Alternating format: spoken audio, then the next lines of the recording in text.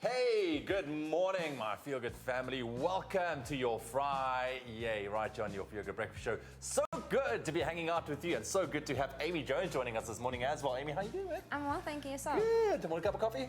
I'd like. Cup of coffee. Princess, how's about a cup of coffee there? Thank you very much for Amy as well. Looking forward to your performance. She's our musical performer this morning. You feeling ready? Vocals warmed up and everything? Everything's ready. Fantastic. You enjoy your cup of coffee while we check in on the rest of the team. Welcome. Welcome. Welcome to you. Welcome, Coffee Man. How are you doing? It's the end of the week. We're here. We made it. We made it. Are you feeling it a little bit this way? There seems to be a vibe in studio today. Like, I think this week has taken its toll. There's no doubt about it. This week has felt like 2 weeks in one. I mean, I've been yearning for today for the last 3 days. Every morning I've woken up and why is it not Friday? And it's here. Well, it's here, buddy. And now, because of all the worrying, I don't have the energy to jump into the excitement and go, Friday! Oh, dude. No, you've always got that. Yeah. But today I had the not the sad, but like the stark realization that what I did yesterday, having to repeat it today, is a bit of a commitment. And you're like, am I really? I did it, but it was like, you're really doing it. Obviously not as fast. But the thing is also, it's going to take you a couple of days to get into that routine, to get into the swing of things. You're generally tired by day 3, but you just have to push through it. I have to. I just really have to. But I'm happy I did it, and it's a fresh new start to the day. You've created the framework. It's there. Here we go. go. You guys on the trot, you've done it. Well done. So tell me, when you run at that time of the morning, do you sometimes bump into President Ramaphosa? Because I know that he also does this. No. Right now he's busy handling other things, manifestos and whatnot. He doesn't have time to be running on the promenade at this time. Maybe he feels like he needs the run, man. But yeah, it is a Friday, so we're feeling pretty hopeful, and we've got the most awesome show. I saw Amy Jones outside. Yes. Do you know that I met Amy at the South African Youth Choir Conference at Sun City while I was still part of Flip a Coin. This is way before Expresso days, and back then she just had this sparkling personality about her, beautiful voice, and here she is. She's come such a long way. I remember the first time I saw her perform this show, I was just going, Moggy, saying that she's probably the most talented person I've ever seen perform live like that, and we've got her today. She's in the studio. Yeah, she's going to be fantastic performing live for us. What's the weather looking like today, guys? It's a bit chills outside.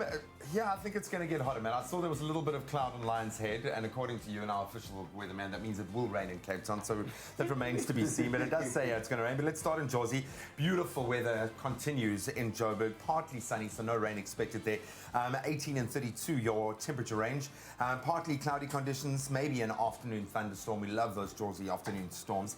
Temperatures reaching a max of 32 by midday. Little to no wind, humidity peaking around evening time, allowing for a warm, gorgeous start to the weekend. We love it, but be prepared for rain. I think always be prepared for rain at this time of the year in Joburg. Derbs ranging between 23 and 30 degrees. A thunderstorm expected there as well. Very humid conditions as we had expected in Derbs when the rain is brewing. A light northeasterly breeze at around 22 k's an hour throughout the day. But rain is expected tomorrow and for the remainder of the weekend. So don't forget your umbrellas, or just make it easier and get your wetsuit on. Get out into the ocean. In PE, 16 and 25, your range partly sunny. Strong southwesterly wind traveling around 41 kilometers an hour. So kiteboarding probably the mode of transport there. Shower in spots in the evening. Occasional rain and drizzle. Temperatures remain steady throughout the day. So hold on to your hats. The wind is going to be pumping. And in Cape Town, 18 to 26, it does say emphatically rain. Okay, which I never want to be too emphatic about saying because it might not happen. It might rain in Newlands, but not in Sea Point. But we're going to have clouds, sunshine, passing shower or two, which we desperately do need. Temperatures not as warm as the previous day. Light breeze that dies down towards the evening, allowing for a warmer sunset. Okay, so you might get the platform for your weekend. But it looks like it's going to be a beautiful weekend all around. Just brace for a little bit of rain. Okay, rain, man. Okay, well, listen, we're also cooking up a storm this Friday because obviously it's the weekend when we're helping you usher the weekend in so that when your friends come over tomorrow, you have some showing off to do in the kitchen. Are you going to have friends over? I won't have friends over. I'm actually going to Joburg, so no, I'm not doing that. Do you ever have friends over though? Do you invite people over to come and not very much. You're not friends over? It's a small space. My apartment is so small that it's intimate, man. And he's got that TV taking up so much space. Yeah, I've got a huge TV. No. Okay, so anyway, so we are making some really delicious food this morning on the show. We're making a smoked bone marrow.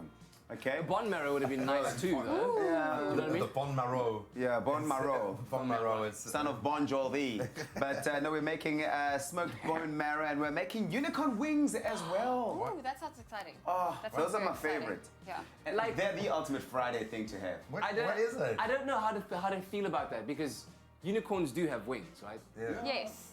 But unicorns are also not that small, so we're. What I'm just I have some very Don't lower the interesting average news cost, for you don't lower guys, the especially to kick our morning off on a feel-great news story. So, you know, lately, like the beauty industry, it's been they set the standards of what we perceive beauty to be. And more and more, we're starting to see brands becoming inclusive of all kinds of different shapes and, you know, people with uniqueness to them. Yeah. And there's a lady by the name Kate Grant, and she's recently been made a brand ambassador for a makeup brand. But what makes her so special, just lost my earring, is that she's actually the first model with Down syndrome to hold such a role. And I think it's absolutely incredible how the beauty industry is embracing everyone when it comes to setting those standards and setting the tone for what people look at and use as inspiration. You always think of it like, we like to think of it on a mass scale of what this means for the industry, but always think about the one individual, that one young woman who does have a similar condition, who has been asking those big questions about her own life and what she can do and what she can become. What that means for just the one individual. That for me is the most special. That's goosebump stuff. I absolutely love that. And also like the catalytic effect that you know, after having changed her life, I've been learning from you. But what it could mean for the greater good. Yeah, man. And how many lives she could change through having received that affirmation from, you know, this makeup brand that has given her this platform. And take nothing away from the fact that she's really, really good at what she does. That needs to be recognized. That's awesome, man. Yeah. Hey, speaking of somebody who's really, really good at what they do, it's the end of an era if you think about it. After some 29 years on our screens, 43 seasons and 700 episodes later, the legend himself, Johan Stemmet, consummate host, the inimitable host of Noot vir Noot, the ultimate. 200 randjies vir jou. Someone 200 randjies. He's retiring, guys. He's calling to an end the career on Noot vir Noot, and this Thursday will be his last show. And I don't know how to feel. A part of me... You've been connected. That's part of your DNA, that show. You've kind of rocked that stage, dude. Have you maybe checked your voicemail? Maybe they're trying to replace you. But Check your voicemail. would you be up for something like that? Oh man, I've loved Noot vir Noot for years, hey. No, but I think that, of course, there's been a succession plan in place, and obviously the show's going to continue. It's been a firm favorite in the country for so long, and it's going to continue to entertain South Africans. And wow, man. Is he the formula? What has made it such a powerful brand? Because it's gone through probably about 3 generations. Sure. And a launching platform for artists that crosses cultural barriers, despite not losing its cultural identity. How do you achieve that? I think Johan Stemmet has that Ellen DeGeneres effect. Or may I say Ellen DeGeneres has that Johan Stemmet. Yeah, there we go. There we go. He's got the ability to make it feel like everyone on that set is his friend. Yeah. Yes. Everyone wants to be his friend. Everyone feels like they can laugh at whatever he says because he doesn't laugh at their expense, he laughs with them. He creates this environment where everyone is welcome. And even if you don't know the tune after they've basically paid the whole song for you, he makes you feel like it's okay, you'll get the next one. He's such a... Oh, Johan, ons is lief vir jou. Dankie vir die jare en jare se televisie en vermaaklikheid op die skerms. And good luck in your retirement. I know he's going to be going strong still with Stemberg Productions, and he's got lots of ideas. Yeah, I'm sure he's got a brave year ahead of him. That is quite sad, man. And then, in other news, did anybody know that Mariah Carey's first name is Alicia? I had no idea. Yeah, but anyway. Really? Yeah, that's not the Alicia story. Carey. Right. I prefer Mariah. Mariah Carey. Anyway, she's caught up in a lawsuit right now where she's suing a former personal assistant for more than $3 million, the approximate of about 41 million rand. This after accusing the ex-staff member of blackmailing or trying to blackmail her. And so what apparently happened is that while this former assistant was working for her, she would continually record videos of her doing stuff that is embarrassing. Is untoward, No. And now, over the years, has basically tried to extort money from her and ask her to give her the equivalent of $8 million in order for her not to release these video clips online. And now, they're saying they're going to the lawyers, and there's a lawsuit now, unspecified damages, but she wants more than $3 million. Wow. I don't think Mariah needs the money, but I think it's it's a slapdown, man. It's a big amount for anyone that's planning on doing what this lady, her former assistant, is doing, to just shut it down. I think I'm sorry. I mean, this really does hit a nerve with me. If you're going to be brought into the personal space of someone like that, Mariah has had an incredible life and career. Yeah. She's also dealt with her fair share of controversy anyway, so I don't think she's scared of things coming out in the news. She seems like she's kind of pretty open about a lot of that stuff anyway at this stage in her career, but you don't do that. I mean, if maybe you want to say only in America this kind of thing is going to happen, but let's set the precedent now that you don't go into, it doesn't matter if they're a big star and they've got the money, they can afford to do it, it's beyond... Especially when that person has invited you into that space. Yeah, of trust, you know what I mean? Yeah. And she got fired for that very reason, because she was recording all these videos. I do it, can't man. believe it, because It's I nasty. watched Mariah Carey's reality show and they were BFFs. I mean, they used to Botox each other and do the works. And Is that what, That's what BFFs do. I mean, surely or not. are you gonna? Is that what you don't cook for your mates, but you Botox each other when they come over? At least we do that, you know.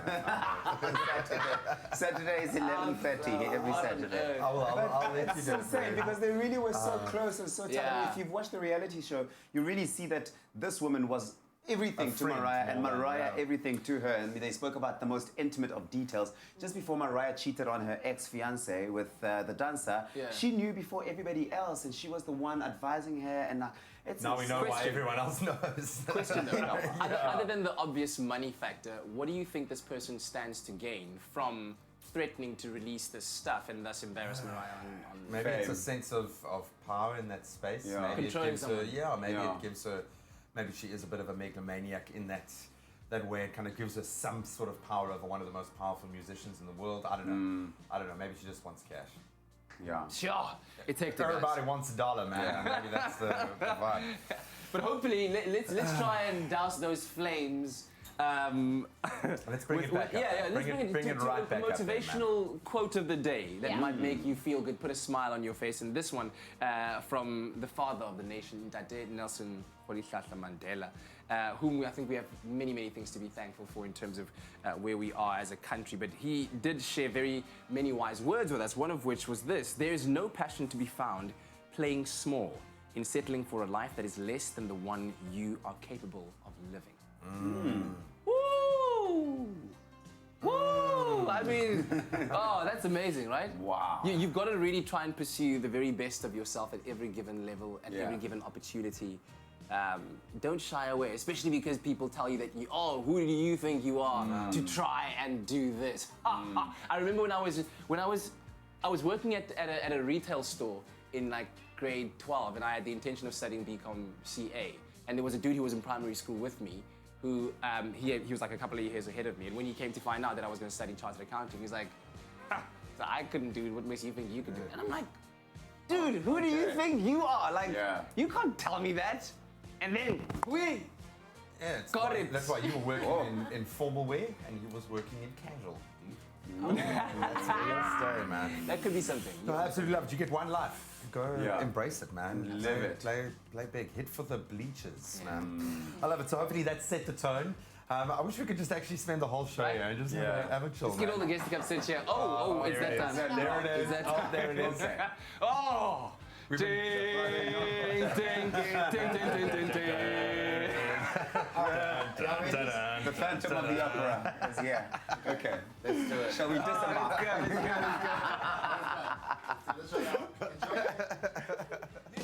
I step into the day with the dawn ringing in my ears. Oh, well, I tune into my TV show. No better way, I gotta get myself into gear. Let's go. Oh, and I feel good today with my wake up in the morning espresso. I feel good today. It's my feel good breakfast show. And here we go officially with your Friday morning. Welcome to your Feel Good Breakfast Show. Let's start off by taking a quick look at those news headlines, starting off with your national news. State-owned freight rail company Transnet has been paid back 618 million rand by a Chinese company that had concluded a maintenance deal with in 2016. And the chairperson of the Commission of Inquiry into State Capture, Deputy Chief Justice Raymond Zondo, yesterday adjourned proceedings as the day, citing security concerns. A former police officer was allegedly spotted in the building with an expired police badge. Making international news headlines, the Al-Shabaab militant group said it carried out the deadly attack on a Nairobi hotel and office complex in retaliation for US President Donald Trump's declaration of Jerusalem as Israel's capital. The assault claimed the lives of at least 21 people. And the Duke of Edinburgh, husband of Queen Elizabeth, was involved in a car crash last night while driving near the Queen's Sandringham estate. 97-year-old Prince Philip was uninjured but extremely shocked and shaken. And finally, hula dancing might not seem like the most obvious pastime for grizzled male prisoners, but it is apparently shaping up to be an unlikely method of reform for California inmates. The infamous San Quentin State Prison of Northern California has been hosting hula classes for the male inmates twice a week, and many of them say it has become an invaluable source of emotional relief and inspiration. One of the inmates says pre-hula he was a really dark person, but now he has found himself spiritually, and this is confirmed by experts who say that hula dancing has a tremendous impact on the physical, mental and spiritual well-being. And on that story, we leave your news headlines for now. We'll expand on those stories once again at the top of the hour. Right now, let's get a first taste of your sport.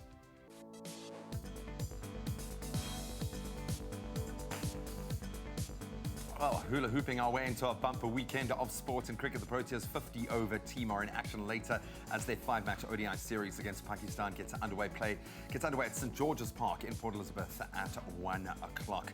Then in football, the London Derby takes centre stage in round 23 of the English Premier League this weekend as 4 plays 5's Chelsea face off with Arsenal at the Emirates Stadium. Elsewhere, Man United host Brighton, while Liverpool face off with Crystal Palace. Then in tennis, Serena Williams' push for an 8th Australian Open title is still on track as she moved into round 3. That was after a straight sets win over Eugenie Bouchard yesterday.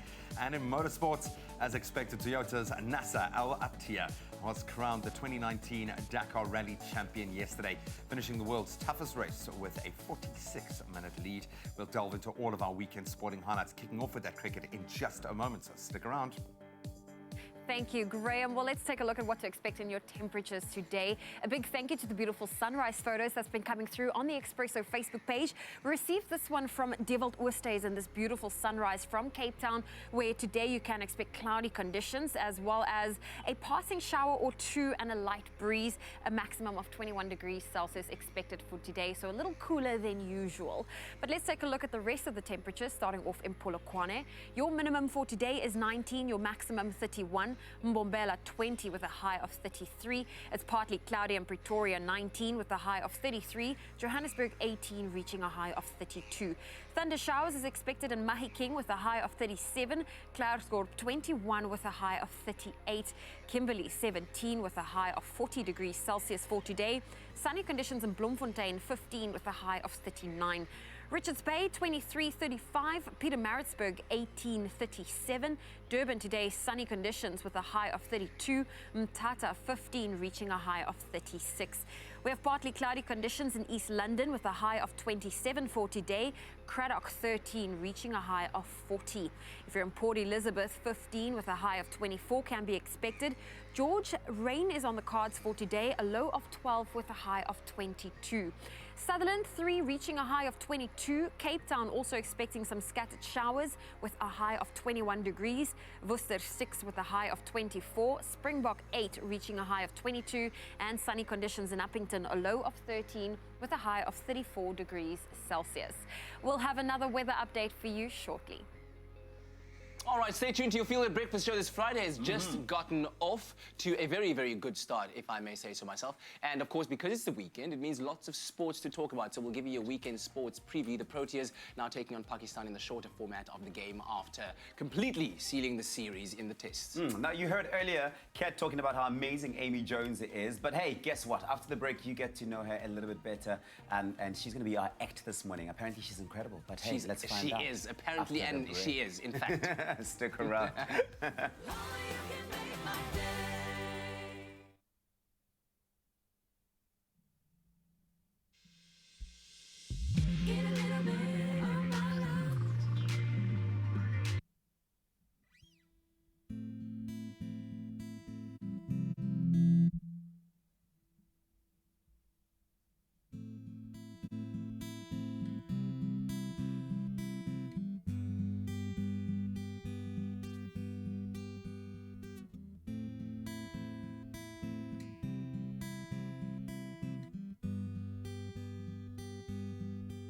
going to.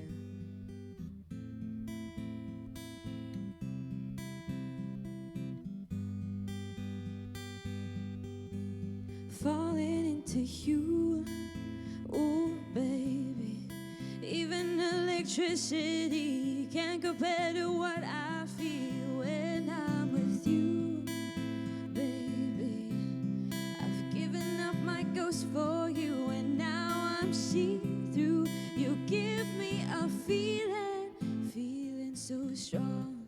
You can't help but treating yourself wrong. Let me get for you, baby. I'ma love you differently, give you electricity, give it to you. Even if I could, I wouldn't turn on you. Now would stop the world for you, and I wanna let you know I'll never let this feeling go. This love has no ceiling, I cannot deny it.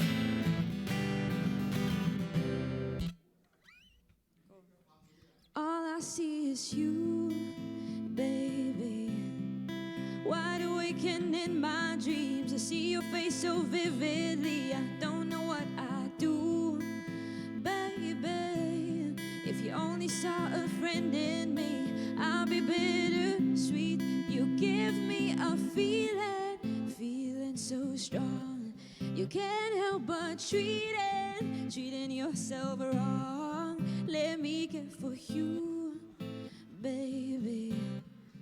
I'ma love you differently, give you electricity, give it to you. Even if I could, I wouldn't turn on you.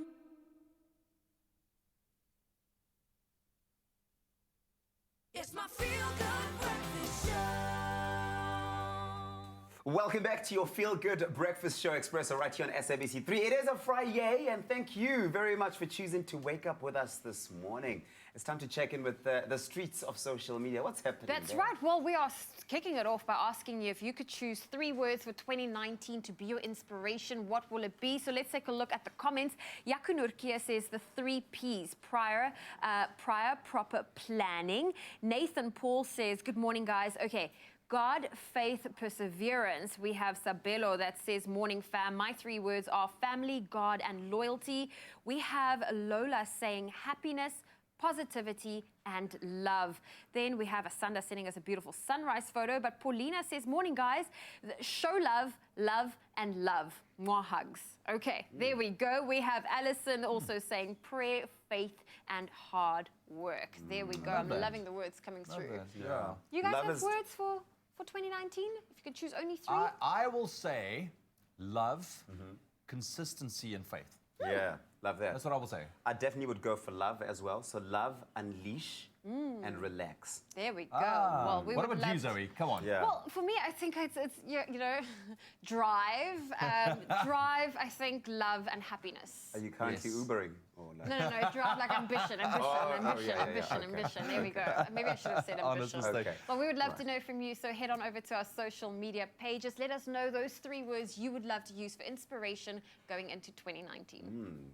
All the inspiration we need is a bumper weekend of sports and this beautiful face. Look at it. Look at that smile. Carl Lewis, Happy New Year, brother. Welcome back Thank you, and to you. to our studio. All the best, man, to you and yours. Please send our love to your family and your broader sporting family. What a time to be sinking our teeth into obviously brilliant Premier League at the moment. We've seen some amazing things happening. It's been one of the coolest leagues. But locally, we've been treated to some brilliant cricket. And of course, the Proteas dominating whitewash series victory in the tests, which we wanted and we've achieved.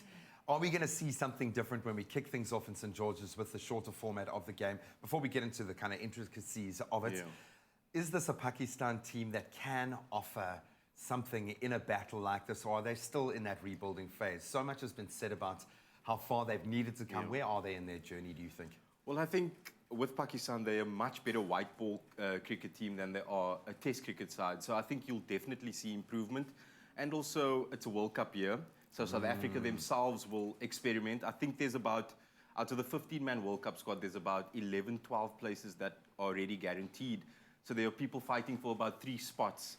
So the likes of Dwayne Olivier, Rassie van der Dussen just came into the side as well. Look out for those battles from the Proteas perspective, because they're looking for a World Cup place. That's the interesting storyline out of the series. And we love that kind of narrative because it ramps everything up. And when you look at the overall squad well-being of the Proteas, you've got to be happy. I mean, we've got Dale Steyn sitting out, and we're not really that worried. And that's the beautiful thing. How good is Dwayne Olivier? What has happened to this young man? Was he just bowling on pitches that really worked for him against a batting lineup that was unsure under the short ball? How has he really hit his straps like this? I think obviously Pakistan struggled with the bounce. In South Africa, they're not used to the bounce. So that worked in his favor. But Dwayne Olivier is an enforcer. The domestic cricket guys will tell you, over the past 3 years, he's scared a lot of batsmen. So this is no surprise for those who have watched domestic cricket and watched Olivier. And it's just nice to see him actually getting the reward, because his test career kind of started out modestly, but he's been taking wickets domestically for years now, or 3 years. He's been the top wicket taker, or one of them. So I think this is just, it's no surprise that he's doing well, and I think he'll go from strength to strength. And so you're a little bit scared. You're talking about the enforcer. He's getting all nervous. So we know we're sorted in the quicks department, but going into a World Cup, you want to have balance. Do you think we're going to start to see a bit more experimentation in terms of how we structure maybe each game, going with something slightly different because it's a World Cup, or do we need to keep that momentum going? How important is that culture of winning going into a big tournament like this? I think the first part of your question is one of the most important, the balance of the Proteas side. I don't think we've got that right just yet. Are they going to go with 4 frontline bowlers and an all-rounder at 7? Are they going to pick 7 batsmen? It's just... the quicks are just too awesome at the moment. I don't think that's sorted. So, like you said, I think there'll be some experimentation. So watch out for that. Watch out how they're going to balance their side. That number 7 spot in the 50-over lineup, that's the key. Are they going to play Petrokwayo, Chris Morris? What's going to happen there? That's the important question. An extra batsman. What do we do? So many questions, but I think the boys are looking forward to answering those questions at St. George's Park tomorrow. That day game getting underway, or at least the afternoon game kicking off at 1 o'clock. Then, of course, we've got a London derby to look forward to. It's 4 plays 5 in the Premier League. We'll chat Arsenal-Chelsea in just a moment. Oh, well, I hope you have done your warm-ups, because things are about to get crazy. We're going to play our Expresso Rewind game, and the question we ask you every week is, did you tune into every episode of Expresso this week? Have you been listening and paying attention? Well, we're about to put our presenters up to the challenge to see how well they can remember from this week's shows. Gentlemen, are you ready? Yes. That doesn't sound convincing. Gentlemen, are you ready? Yes. There we go. Okay, what is your sounds? Is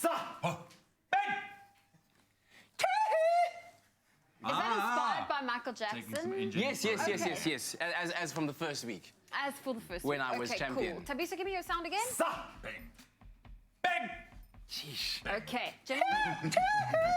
So the rules of the game are, I need to complete the question. You're not allowed to look at the question. And I will have the final say as who gets to go. Are you happy with that? Yeah. Okay, question number 1. Could you please ask Ewan to stay in his personal space? Because he's literally... Well, can you just not sit so close Tabiso to and me, Ewan then? If you swap just around. tension us, Tabiso and Ewan It's swap quite heavy. around. I can feel it's weighing me down, guys. Do you want to swap? I need to focus. this. I need to focus. Focus then. Tabiso and Ewan, must I swap you two around? All right, let's go. Up, there we go. There we go. Oh my goodness, There we go. really? Thanks. This is crazy, man. Okay, 3, 2, 1. Your question is, what spice should you add to turmeric to enhance its effects in the body?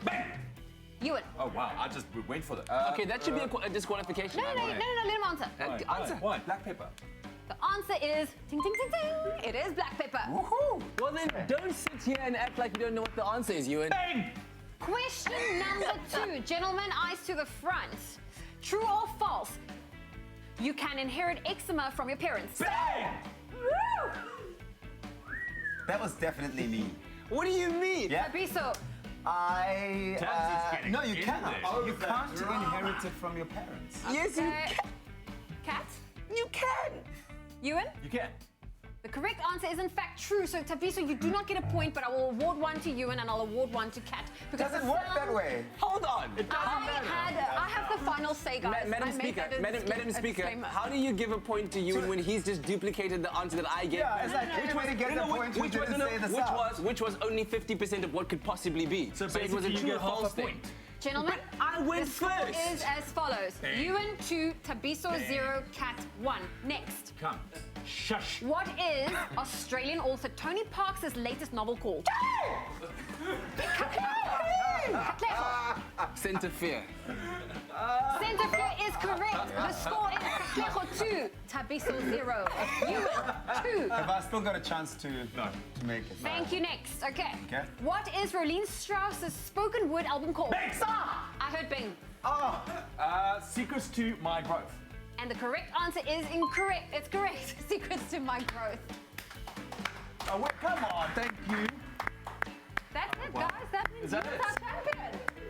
Wow. Can I have the golden monkey You get now? the golden monkey, young man. Golden monkey.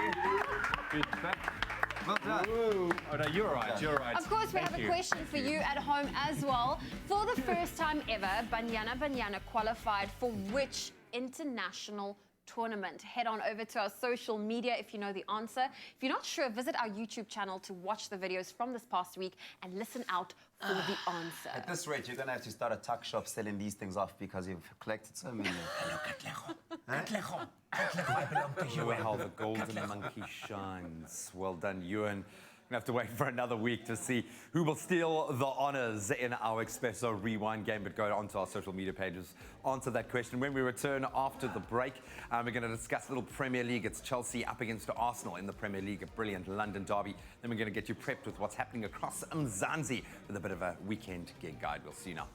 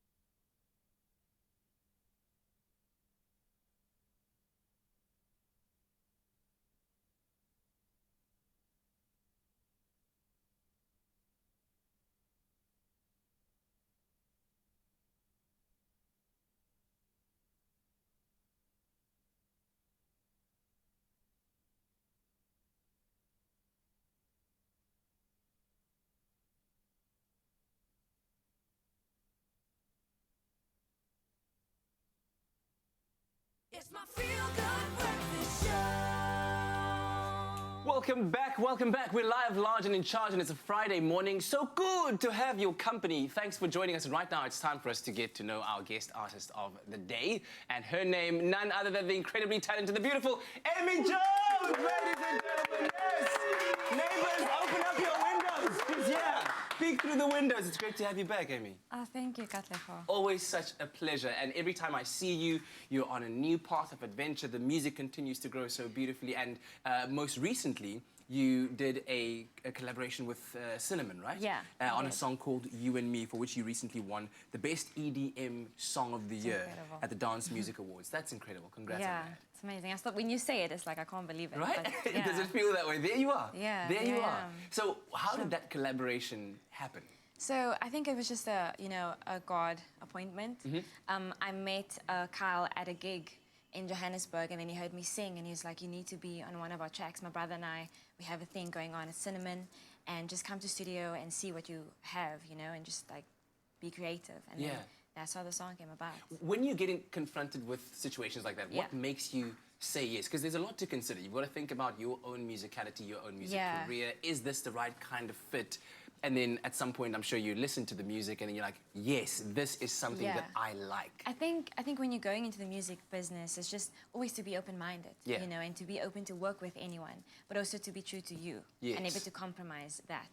So for me, this was a new thing. I was out of my comfort zone, and I think you'll grow when you're out of your comfort zone. And I think it was amazing. Look, success. So. And you are growing successfully so. And you also recently won the award for the best music video of the year at the South Africa's very first 1 Minute Movie Festival. Yeah. Tell us about That's that. very cool. Yeah. I got to see my music video in a cinema at the V&A Waterfront, and it was incredible. I couldn't believe it.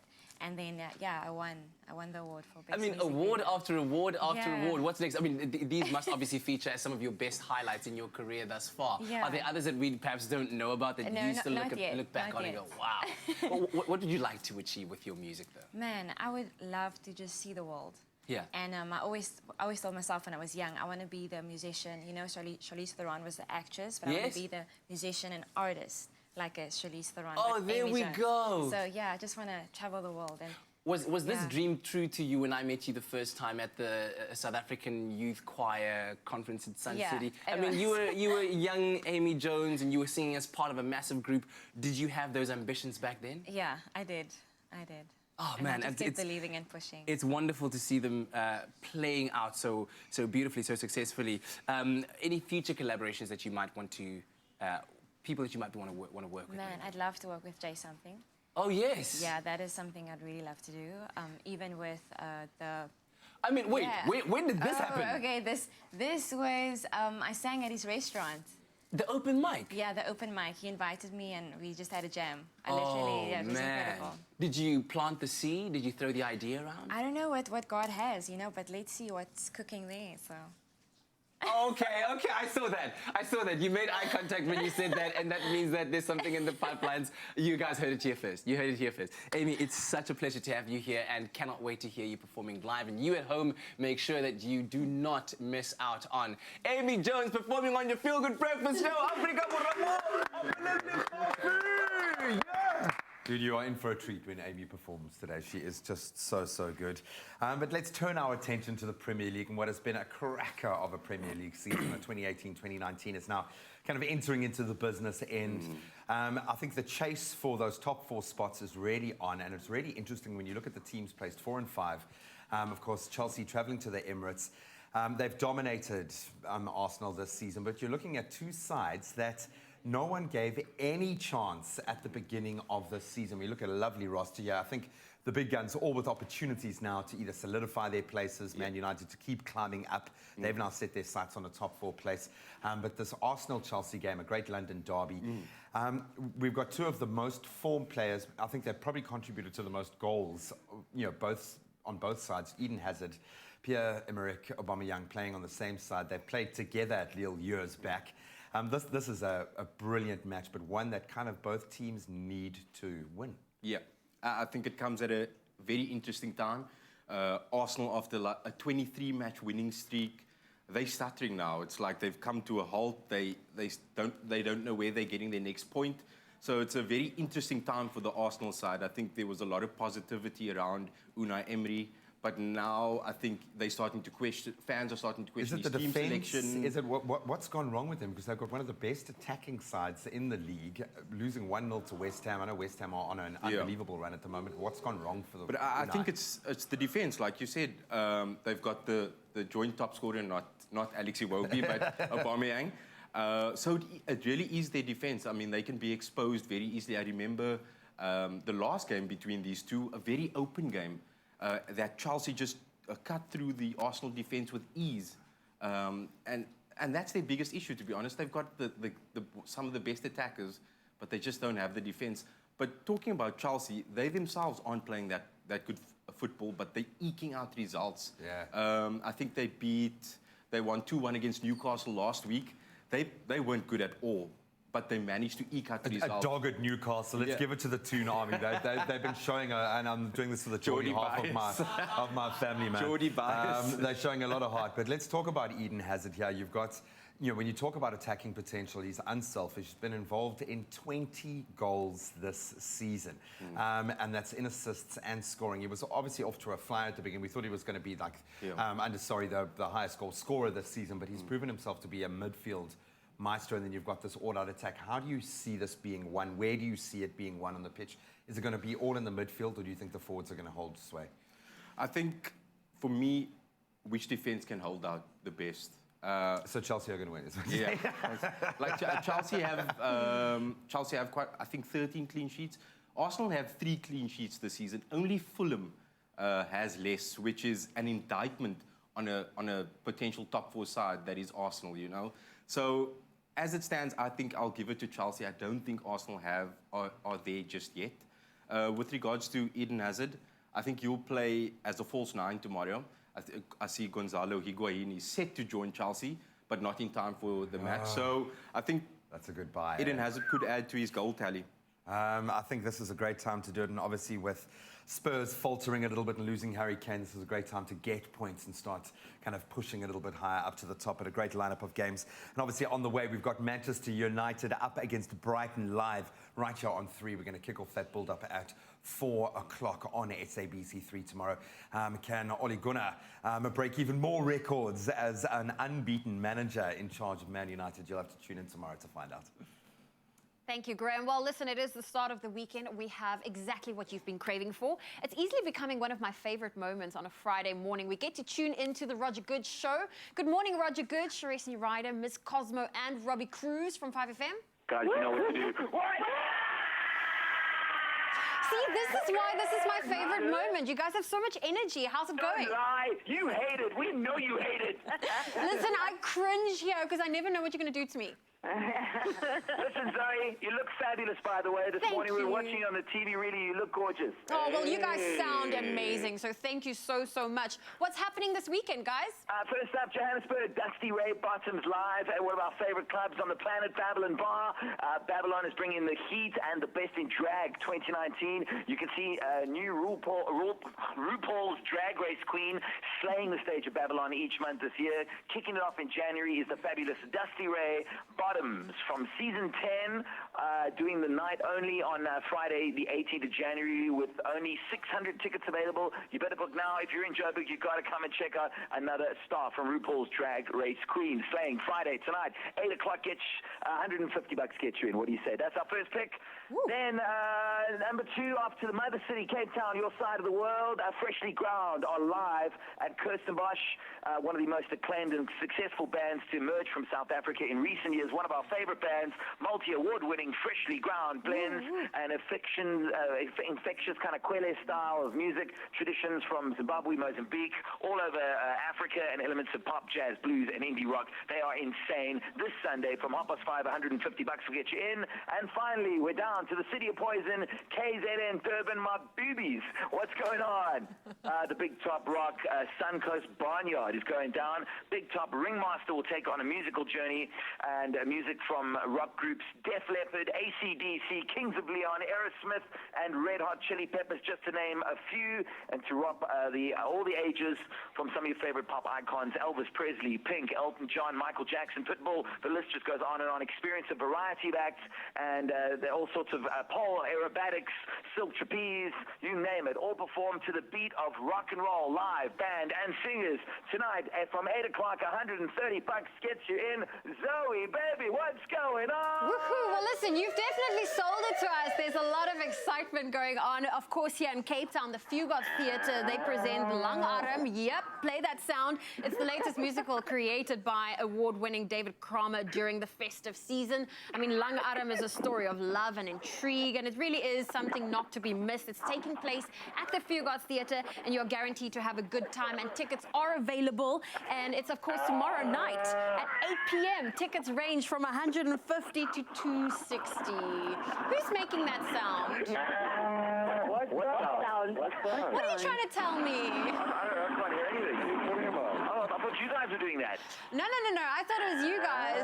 Well, listen, I can't end off this call any other way. Please give me a hoo-ha. That was the 5FM team giving us their pick of the weekend.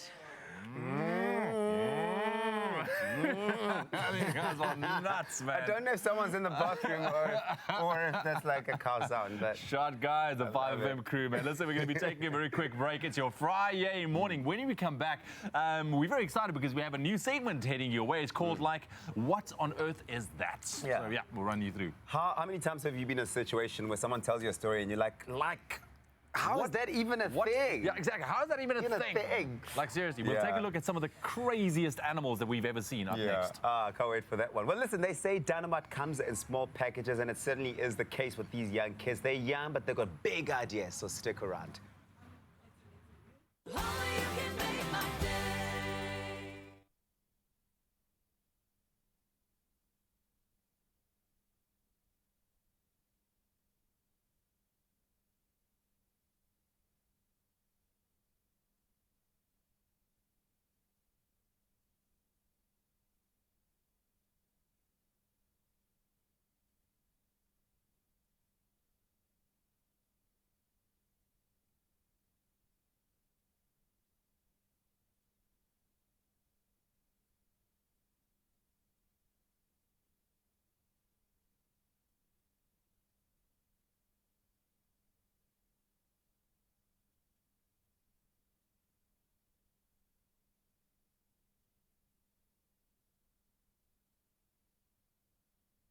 It's my feel-good breakfast show.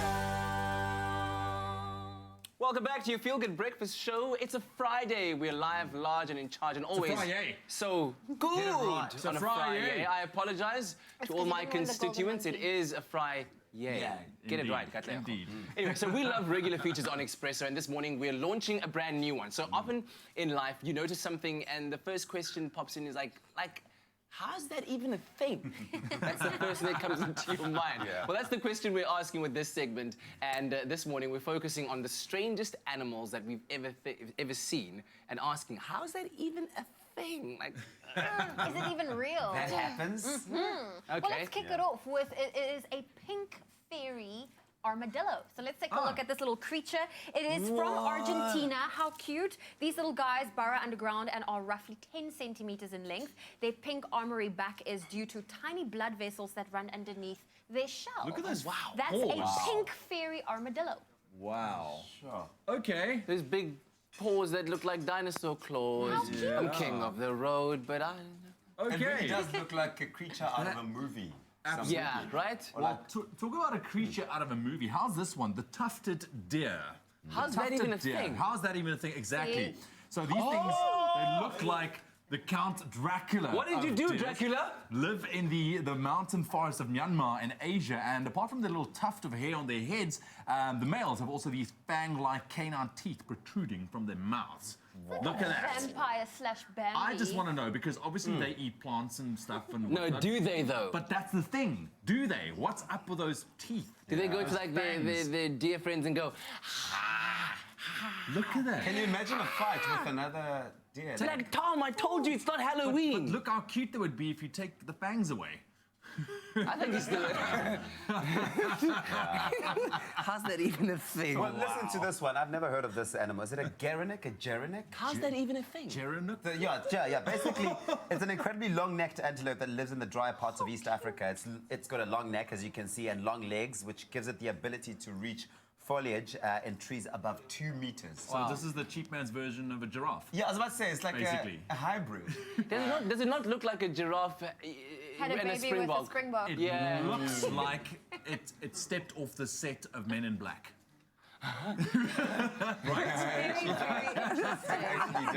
Very interesting. It looks like Photoshop, but And- it's real. How is that even a thing? It's a We've thing. got another one, guys. Yeah. The Glaucus atlanticus. Oh. This real life Hello. Pokemon happening. They're called blue angels, and it's a type of sea slug that'll administer a very painful sting Ouch. if touched, which is somewhat similar to a blue bottle.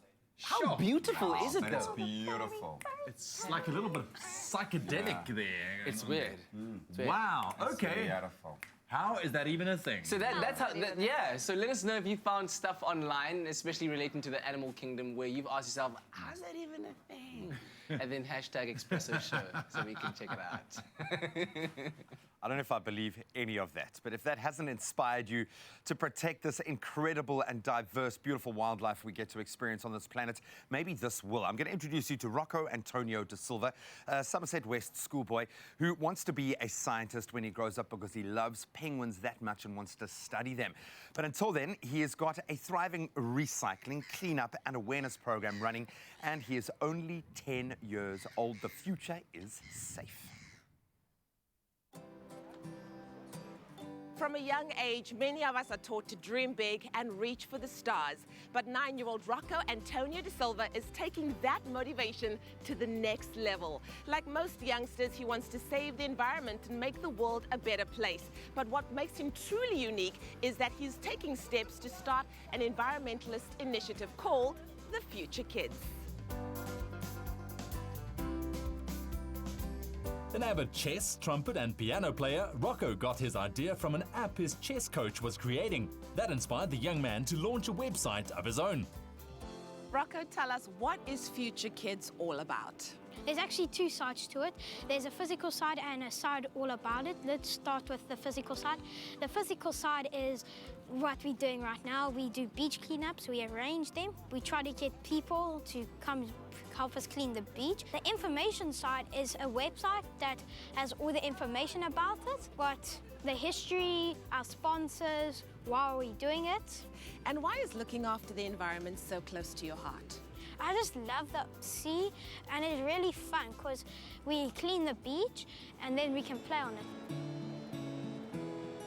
The website and Rocco's very public work are teaching kids and adults about the environment and recycling, constantly drawing in volunteers like Jared Parkin. I just want to clean the planet like what Rocco said. When I went to his house, he was just saying let's start to clean the planet, and I said, yes, let's do that.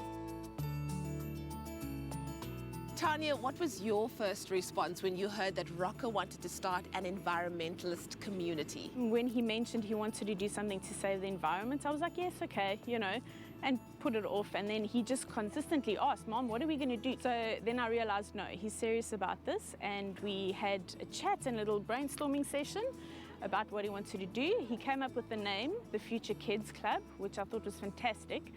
What has it been like seeing it grow in the way that it has and seeing people come out and support in their droves? It's fantastic. It's so good to see the youth actually coming together and actually deciding that, this is our planet, we need to make a difference. Rocco, tell us what the Future Kids has been able to achieve up until now. Really great. We have collected 491 kilograms of rubbish and one door and started 21 eco bricks. For all of the young people watching right now, what would your advice be to those who also would like to make a difference in their community? I would say stop using single-use plastic bags, rather just buy a reusable one. You end up saving money. Don't use single-use straw, buy your own reusable straw. And do not use a single-use piece of plastic. Being a future kid means not littering, picking up litter as you see it, recycling, joining the club and its cleanup days, being kind, helpful, and spreading the word on recycling. All right, well, there's very exciting news now out on the South African entertainment scene, where stages are concerned, with a man who burst onto the scene in 2006 with his song, You Give Me Something That Makes Me Scared, Alright. Something like that. Man, that's him over there, right? Yeah. And then he proceeded to song. become one of the most influential artists of the 2000s. Sam Smith, Ed Sheeran, George Ezra, and James Bay have all cited this amazing singer-songwriter as a major influence in their work. Exactly, credited as defining, or as the defining guy with an acoustic guitar genre. This artist has been on the scene for over a decade, and he's finally coming to South Africa. Unbelievable. That's right. James Morrison will be live at the Teatro at Monte Casino in Johannesburg, and also at Kirstenbosch in Cape Town. And we're giving away 6 double tickets to a few lucky viewers in Johannesburg and in Cape Town to see James Morrison live at Monte Casino and Kirstenbosch. Exactly. So all you need to do is answer a very easy question. That question is, In what year did James Morrison debut? Do you know? We did say that earlier on. We did. That was like the first sentence. Right? Exactly. So SMS the keyword ticket followed by your answer, your name, your surname, and your city to 33728. So the shows will take place on the 23rd of January 2019 at 8 p.m. and that's at the Teatro at Monte Casino. And then also on the 26th of January at 7 p.m. at Kirstenbosch Gardens here in Cape Town. Exactly. So once again, just SMS the keyword followed, or the keyword ticket followed by your answer, your name and surname, and your city to 33728. Remember, all SMSs cost R1.50. No free SMSs apply, and the competition closes today at 12 o'clock. And T's and C's can be found on our website, expressoshow.com. So go on and enter, and then you can play on broken strings. Okay, well, listen, I'm loving this beauty room.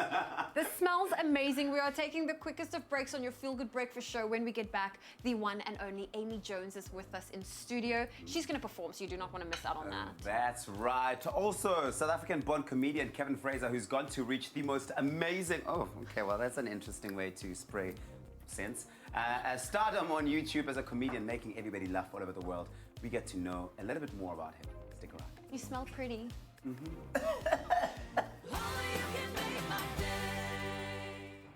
Clover Crush, 100% pure fruit juice packed with vitamins and no added sugar.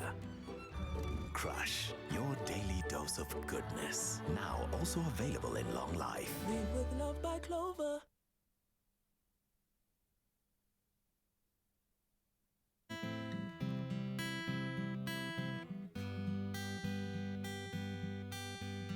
Falling into you, oh baby. Even electricity can't compare to what I feel when I'm with you, baby.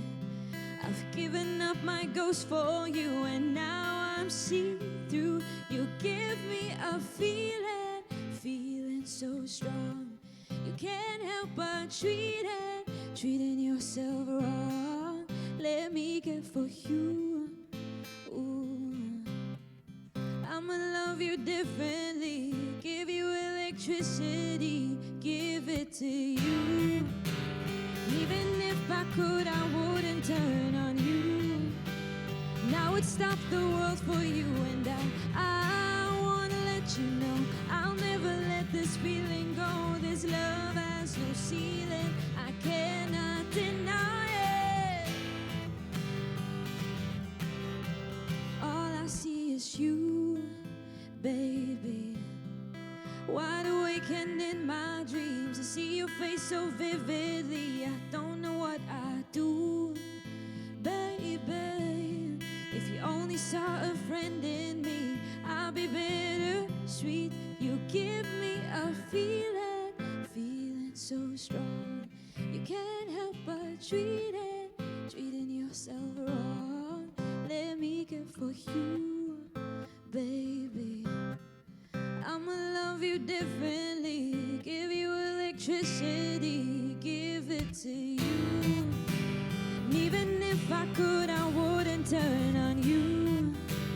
Now would stop the world for you, and I wanna let you know I'll never let this feeling go. This love has no ceiling, I cannot deny it. I feel electric, baby, so electric, baby. I think I'm ready now. Are you ready now?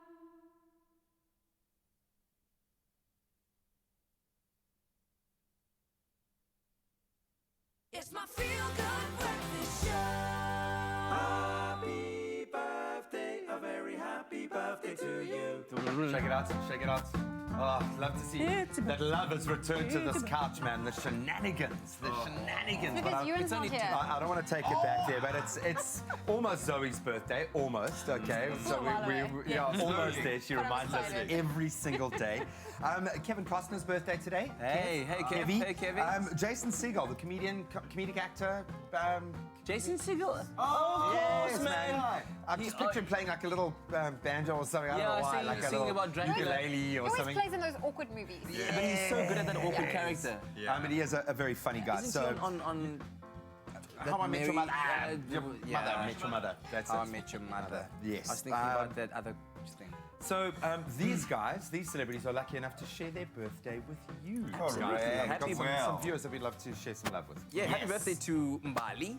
Would like to wish, or Mbali would like to actually wish happy birthday to Mandela. Look at it. It's her first birthday. Mandela. Yes, yes, happy birthday. Look at those shoes. We also got one request here from Zaid, who would like to wish his son Tashikan a happy crown birthday. Tashikan is celebrating his 18th birthday today. I'm doing it in style. Special Look at him, birthday yes. Styling, indeed. styling. Happy birthday. We have the Swartz family who would like to wish Zakia a happy 13th birthday for today. So from Expresso as well, happy birthday, Zakia. And the Wheels family would like to wish Emma a very happy birthday from the Wheels family. Happy birthday, Emma. And There then you we'll are. round it off celebrating a sweet 16. Azar, happy birthday, man. Happy Hopefully birthday, it's young man. I'm going to change it to a sweet 16. A sweet 16. A sweet 16, but I hope it's a sweet one, right? Happy birthday, Azar. And everyone else who is celebrating their birthdays, we'd love to hear from you. Yeah. Nominate someone, send through a cute photo of first birthday. Oh, we've inspired. Princess, thanks, no. Oh, how happy are you to see the cake this morning? Come on, man. I think it's a Friday. It's yours. cheat day. I feel like I've said this Every day is entire a cheat week. day I've been for some cheating. people. Every day is a cheat day, and I'm gonna. Especially for you. Thank you. And also, no, listen it up. does look good. Thank If you you'd so like much. to wish somebody happy birthday, then send those pictures and those details about their birthday to birthdays@cordova.tv. And hey, happy birthday to you. Send Zoe a message. Happy birthday from our side as well. Right now, it is 7 o'clock. Let's run you through your news headlines for the morning. Starting off with your national news, state-owned freight rail company Transnet has been paid back 618 million rand by a Chinese company that it concluded a maintenance deal with in 2016. This as Transnet chairperson Popo Malefe said yesterday that the state-owned entity was determined to recoup money from companies it overpaid in the past major locomotive deal, which has been dogged by allegations of corruption and price inflation. He also said that Transnet had already issued summonses to a number of former top executives whom he says are implicated in years of mismanagement. And the chairperson of the Commission of Inquiry into State Capture, Deputy Chief Justice Raymond Zondo, yesterday adjourned proceedings for the day, citing security concerns. Angelo Agrizi, the former Chief Operations Officer of the controversial Bosasa group of companies, was back on the witness stand where he revealed the extent of corruption of the facility and management company. However, Agrizi raised security issues after a former police officer who used to work for Bosasa was allegedly spotted in the building with an expired police badge. Making international news headlines this morning, the Al-Shabaab militant group said it carried out the deadly attack on a Nairobi hotel and office complex in retaliation for US President Donald Trump's declaration of Jerusalem as Israel's capital. The group said in a statement that its fighters stormed the luxury Dusa D2 complex on instructions by Al-Qaeda leader Ayman al-Zawahiri. All 5 militants who stormed the hotel and business complex were killed, and 9 people have been arrested in Kenya following the attack. The attack with guns and explosive claimed the lives of at least 21 people. And the Duke of Edinburgh, husband of Queen Elizabeth, was involved in a car crash last night while driving near the Queen's Sandringham estate of Buckingham Palace, has announced. 97-year-old Prince Philip was not injured in the accident, which happened as he drove an SUV out of a driveway onto a road. Buckingham Palace said the accident involved another car as well. 2 people in the car were treated for minor injuries. The SUV the Duke was driving overturned, and witnesses said the Duke was conscious but extremely shocked and shaken. And finally, a pet carpet python, which was kept in a backyard swimming pool on the Gold Coast in Queensland, Australia, was rescued by snake catchers and taken to a wildlife hospital as it seemed neglected and in poor condition. Vets were preparing themselves to treat the snake, nicknamed Nike, for a nasty infection when they made a gruesome discovery. There were no less than 511 ticks on Nike's body, leaving him weak and suffering from severe anemia. The non-profit service said although Nike isn't out of the woods yet, it is hopeful he will make a full recovery and will be released tick-free back into the wild soon. And with that, we leave your news headlines. We'll run you through the stories once again in half an hour's time. Right now, Graham is standing by with your sport.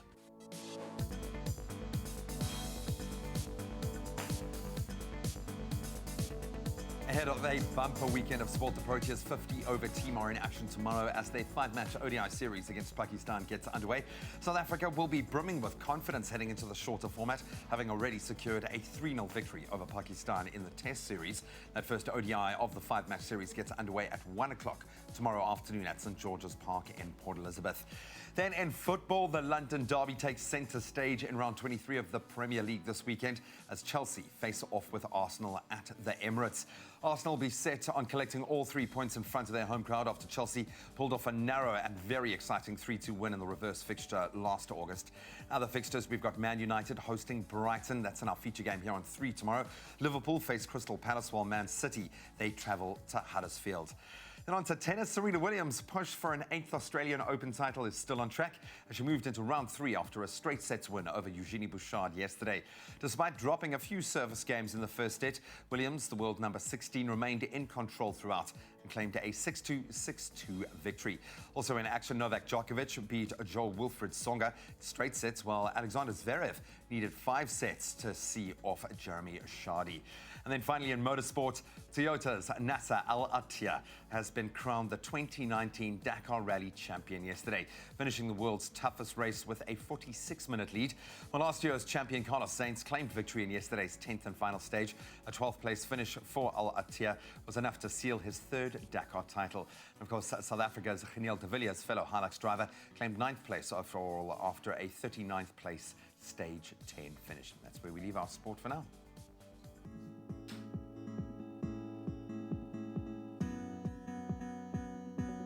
Thank you, G. Time for us to take a look at the traffic and what's happening on the roads. If you are in Gauteng, starting off in Centurion, there is a stationary vehicle on the N1 southbound after the Brakfontein Road, which is obstructing the left lane. So please do keep a lookout for that. And if you're in the Western Cape and Athlone on the N2 inbound, there has been an accident after the Jakes Gerwel Drive. The center lane is currently closed and delays can be expected there as well. So please do approach with caution. Off to the trains, the Cape Flats line. Apparently, there are reports there of faulty track circuits between Pinelands and Hazendale, which is affecting Cape Flats trains going outbound. Technicians are hard at work attending to the problem.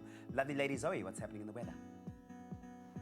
Well, thank you, Tabi. So as you can see, there's a little bit of a breeze in Cape Town, but let's take a look at those temperatures. Thank you, MC Corden, who sent us this amazing sunrise from the Overberg. MC expect partly cloudy conditions there today with some afternoon showers reaching a maximum of 22. But on that note, let's look at the rest of the temperatures, starting off in Polokwane, a low of 19 with a high of 31. Mbombela 20 reaching a high of 33. If you're in Pretoria, 19 is your minimum, 33 your maximum. Johannesburg 13 reaching a high of 32. Mahikeng 20 with a high of 37. Klerksdorp 21 with a high of 38. Kimberley 17 reaching a high of 44 today.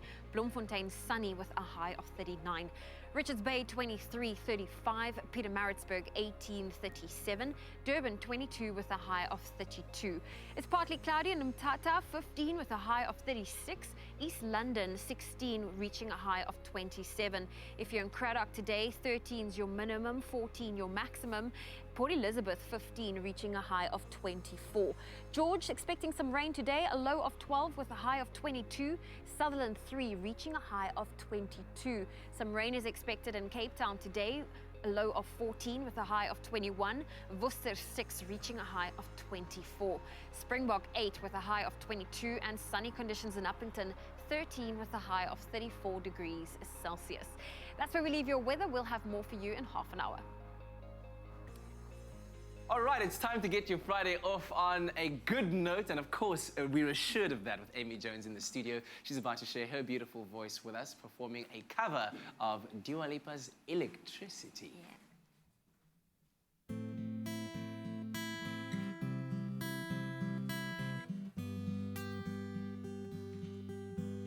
Falling into you, baby.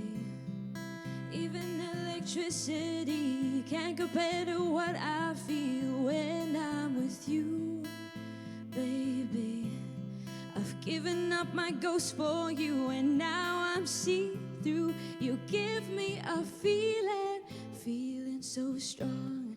You can't help but treating yourself wrong. Let me care for you, baby.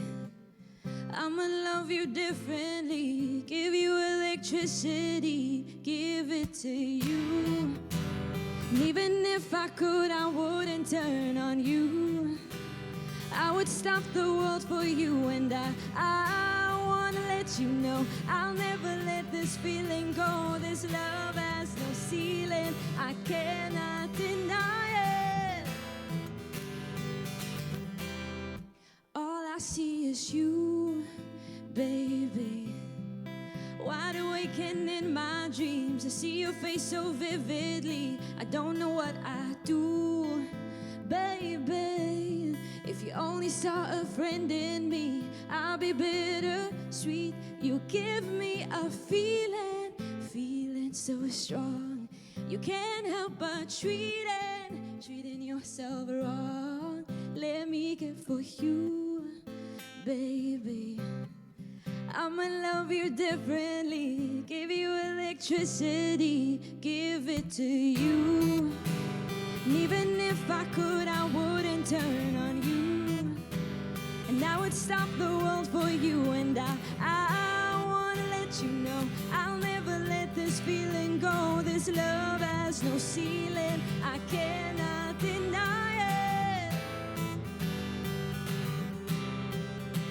I feel electric, baby, so electric, baby.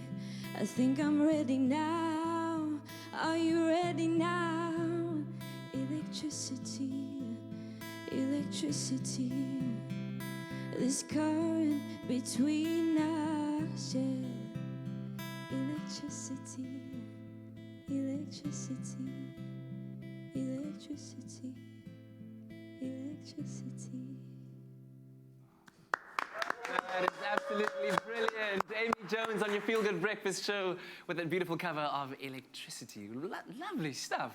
It's a great way to start a Friday. So where can we follow you online to keep up with your comings and goings, to know where you're performing live and to know everything about you? Well, you can follow me on Instagram, Twitter with Amy Jones04, it's the same handle, and then Amy Jones fan page on Facebook. Fantastic stuff. We're looking forward to hearing so much more from you. In the meantime, link up with us on our social media platforms and let us know what you thought about that wonderful cover of Electricity.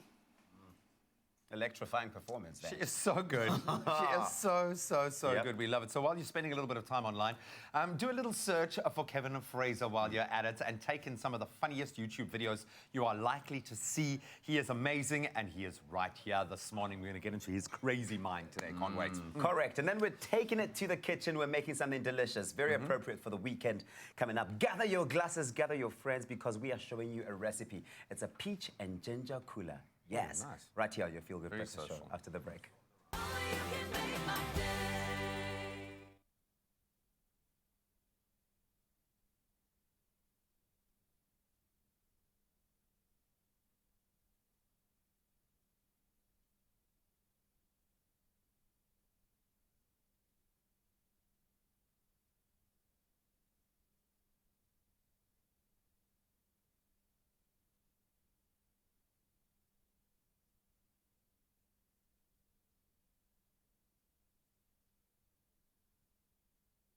She's kakhulu. Like, I've not been to game for maybe even 7 years. I said to the guy, I was like, excuse me, brother, like, could you help me find a hard drive? Like, a hard drive? No, man, I give a hard drive. Go back to Bloemfontein. That's a hard drive. You are leaving the store and you want to go buy yourself a chocolate on the way out. Yeah. You're leaving the store and you want to go buy yourself a chocolate on the way out. Yeah. It's my Feel Good Breakfast Show.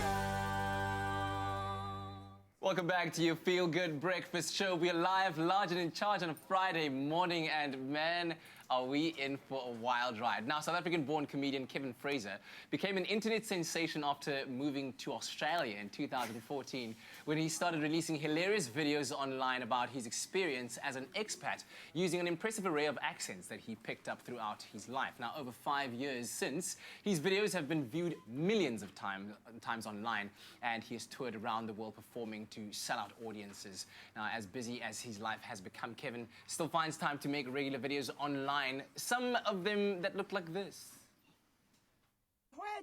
Taiwan is too hot. She's kakhulu.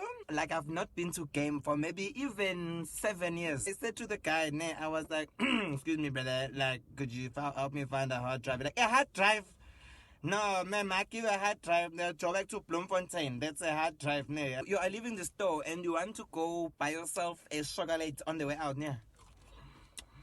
So I went to buy myself a TV bar. And it was R7.99. The last time I was here, I could fill my basket for R7.99. I look at the lady and said, the TV bar is R7.99. Yo, can you give me a radio bar? Maybe instead. Cash or card? Kevin, you are so scissor. Now I must find rents for the car card. Still been dishing out pipe rents since 1997. Well, here he is now. Kevin Fraser is in the studio, ladies and gentlemen. Thank you. Radio power. Yeah, it's much cheaper than a tube bar. I love that. Well, listen, I see you from Durban. I feel like I can claim I'm from Durban too every now and then. Okay. What was it like for you growing up in Durban? It was very hot, eh? Yeah. Look, And she's sticky. like just Yeah, all the sticky. time. This Especially time of this year, you time don't of want to be year. in Durban, but it's, yeah. No, it was good. It's very chilled lifestyle, and then, yeah, I eventually moved on to Johannesburg and concrete jungle, yeah. No, one of your inspirations, I saw in the video, in the surprise video. Surprise. Was your nanny. Yes, growing up. Tell me yes. about the connection with your nanny and how she served as an inspiration to you. Yeah, so her name is Anna, and she's been with my family since I was 2 months. I actually clarified that the other day. I was 2 months old. Yeah. And she was like another... Yeah? Yo? Is that your phone? Hello! We got some chicken. We're starting an organic garden in the back there, so that's, sorry, it's the chickens. Askies. And yeah, no, she raised me. She was always there for me. So we built this connection predominantly like after school. Like whenever I come back from school, like we'd hang out, and that was our time. Like, and I like was taught to dance by her. I just appropriated her accent. So there's a lot of inspiration from her there. And it just became our way of connecting with each other. And Yeah. still You is say the thing. appropriated her accent. Yes. A lot of people have a negative connotation to the appropriation of certain things. How do you relate to that? Well, I say, if even after having been in Australia for so long, like if you talk to, say, a Chinese person for long enough, you'll soon find you saying, which way is the bathroom? You know, it just becomes one of those things. I think it's just your way of, like, connecting with someone and understanding each other on that sort of level, you know. And mimicking them. Yeah, and, like, but I do that with everyone everywhere I go. It's just my style, I suppose. It's like acting. What's your I best suppose. accent? My best accent. It's got to be my African female accent. Yes. Let's hear it. Give us something. Are you sure you want to hear this one, eh? You say you want to be yeah. Well, Surprise. Well, Kat mentioned that it started off with videos when you were in Australia. What was that light bulb moment for you when you realized I can actually make a career out of this? Yeah, because at first, like, I started doing it because people were like, dude, you're not keeping us up to date with your travels. Like, So I was frustrated, so I was like, boom, there's a video. And I did one on a train ride that I experienced in Melbourne.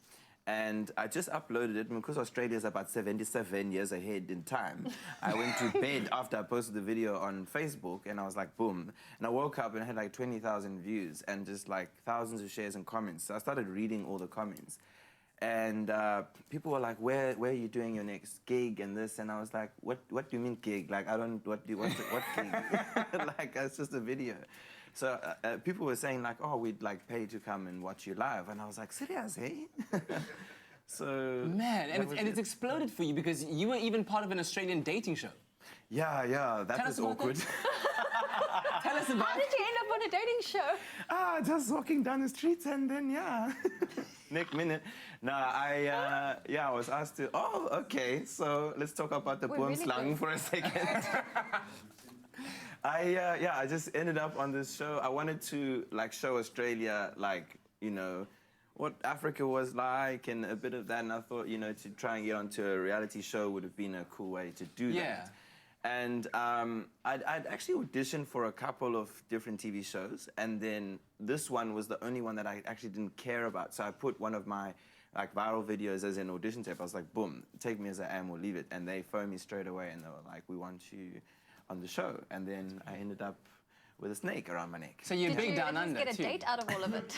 Pardon? Did you at least get a date out of it? Yeah, I did. Yeah, I did. It was, yeah, and they sent us to this like African like retreat thing with all the animals. It was hectic, eh? But the thing is, it's like you start like promoting like how you're from Africa and like, you know, you've got all these animals. But when I got close to the lions, I was like, I ain't gay. Please just get me out of here. I need to get protection from myself.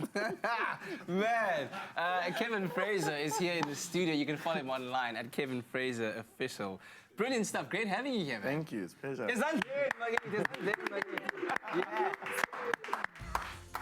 There's nothing smoother than the fresh, cool taste of Clover Tropica. Made with love by Clover.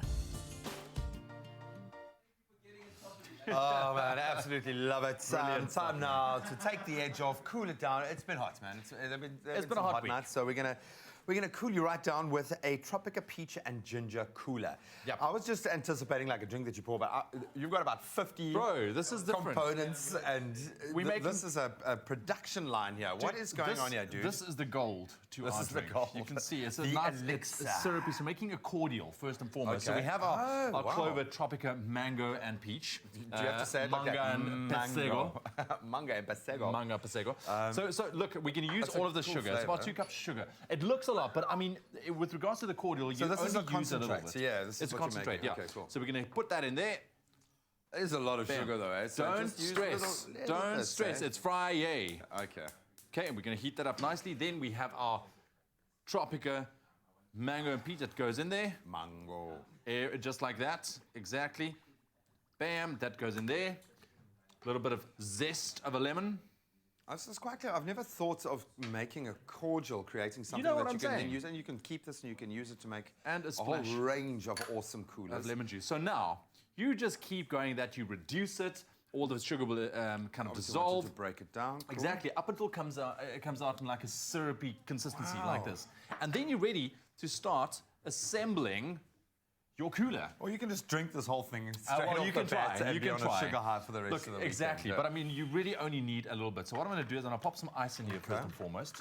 Not that one. I mean, this is quite dramatic as drinks go. And while we've got a little bit of summer and we're still doing our entertaining. Yeah, man. And it's do different. something special, yeah. It's perfect for the heat, eh? The minute you're going to start feeling that heat, you whip out one of these guys and you will be sorted.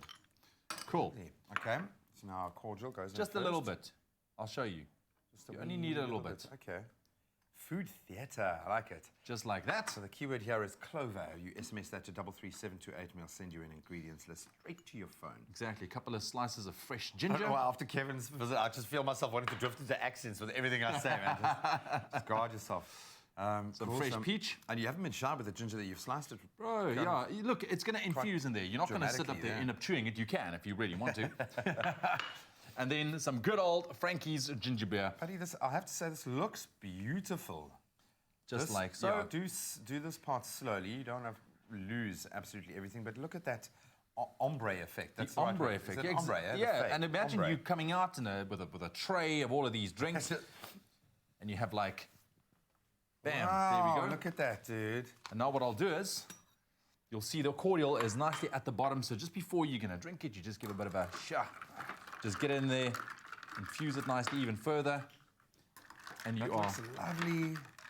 Bro, you are gonna love this. That's popping, man. Okay, well, I do the test. I'm going to hold off on my facial expression of just how good this is while you take a look at how we arrived at this amazing final product.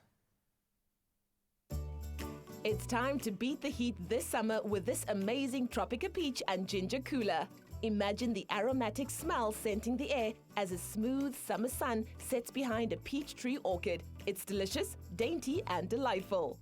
For this recipe, you'll need 500 ml Tropica Mango Peach, 500 ml of Clover Frankie's Ginger Beer, 2 cups of sugar, zest and juice of 1 lemon, ginger slices, peach slices, and ice blocks.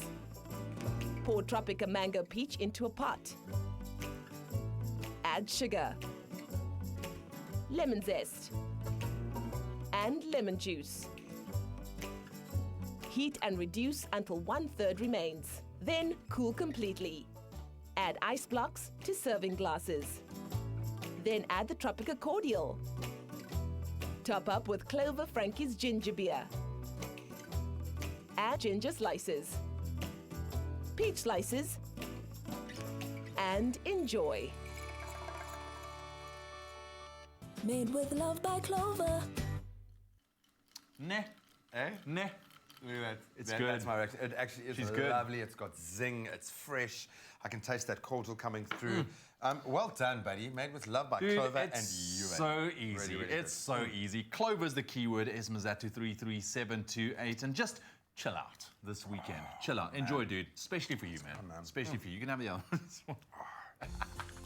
There's nothing smoother than the fresh, cool taste of Clover Tropica. Made with love by Clover. All right, stay tuned to your Feel Good Breakfast Show. We still got lots to come on this Friday morning. Tabsy, right? We do, yeah. Well, look, while South Africans in certain parts of South Africa are pulling down billboards, other people elsewhere in the world are looking to take billboards out into space. Can you cope? Yeah, it's cool stuff. And then also, the lady next to me, beautiful she is, Mona Aburmishan, all the way from the United States, Chicago, comedian. She'll be chatting to us about her adventures in South Africa over the next month. Great to have you here, Mona. Thank you. Have you perfected pronouncing my name yet? Mm-hmm. Yeah, let's hear it. I'm saying it internally right now. I'm just like really self-expressed inside my head. And I call you...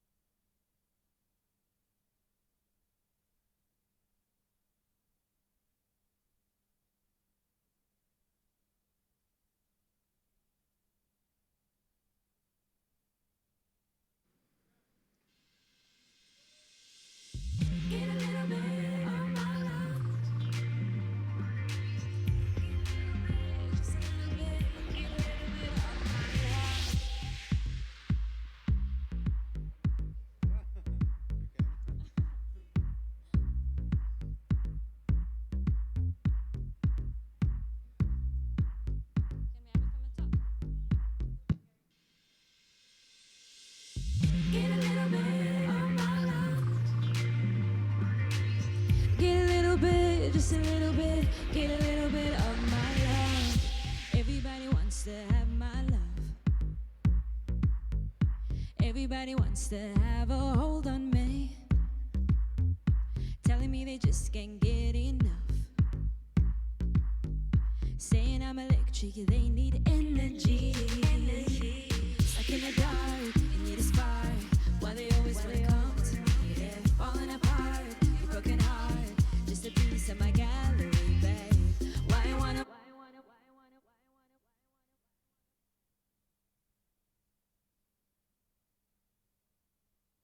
It's my Feel Good Breakfast Show.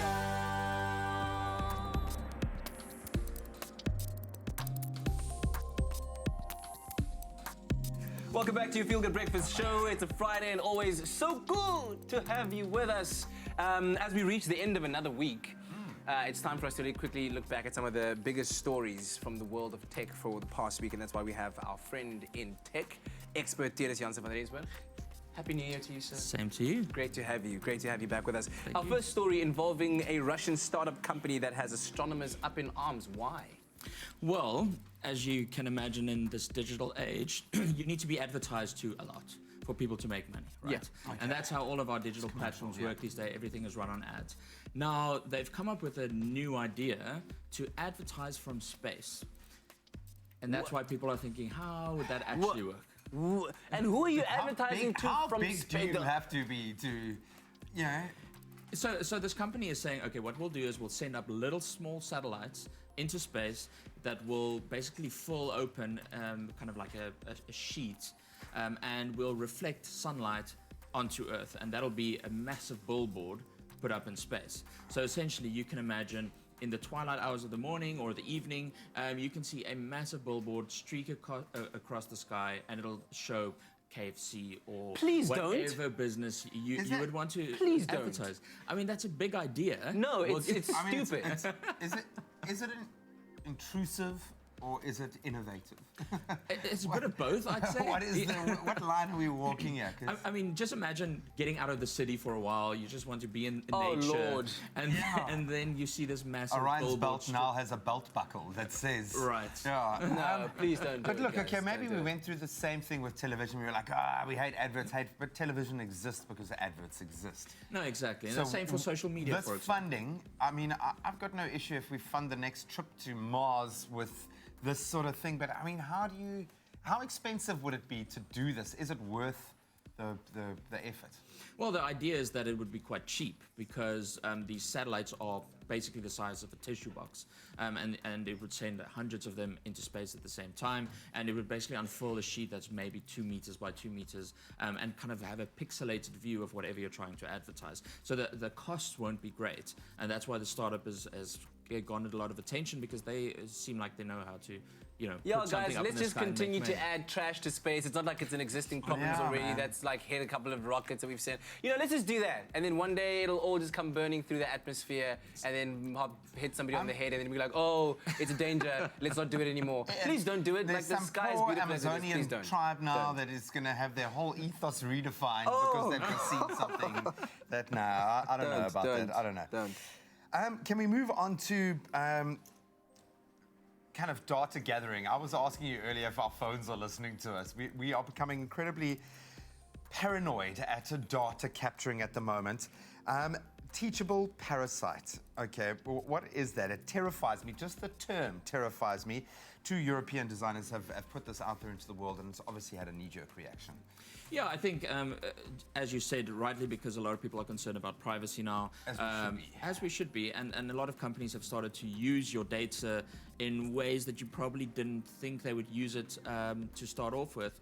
So this little device that you pop on top of your smart home speaker, so that would be for Amazon Alexa, the Google Homes of the world, and also from the other competitors. It's essentially there to stop those devices from listening to you. So as you said, your phone is listening to you. Yes, probably. We don't have any real evidence that it is, but we surely believe that it is. And then the same for the smart speakers. So these obviously are assistants in your home, but at some point they have to be listening to you in order to basically do what you want it to do. So the question is it listening to you when you don't think it's listening to you in between all the commands you give it? And this is what this device is there for. So you pop it on top of that device and it basically interferes with that microphone, and then it pumps garbage sounds into the Let's change the name to something a bit more positive. Teachable parasite is terrifying. Yeah, like it's the a shocking protector. Well, it's meant to protector. evoke some emotion, and it looks like a parasite that grows, from some soil. So it looks weird and it sounds weird because it's there to get your attention. I want one. Yeah. I think it's a good idea. I mean, especially for people who think it's something they have to be concerned about.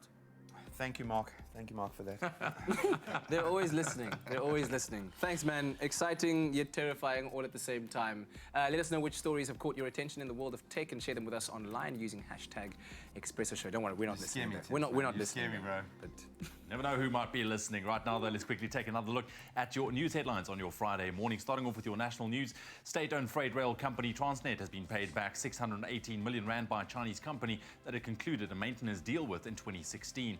And the chairperson of the Commission of Inquiry into State Capture, Deputy Chief Justice Raymond Zondo, yesterday adjourned proceedings for the day, citing security concerns. A former police officer was allegedly spotted in the building with an expired police badge. Making international news headlines this morning, the Al-Shabaab militant group said it carried out their deadly attack on a Nairobi hotel and office complex in retaliation for US President Donald Trump's declaration of Jerusalem as Israel's capital. The assault claimed the lives of at least 21 people.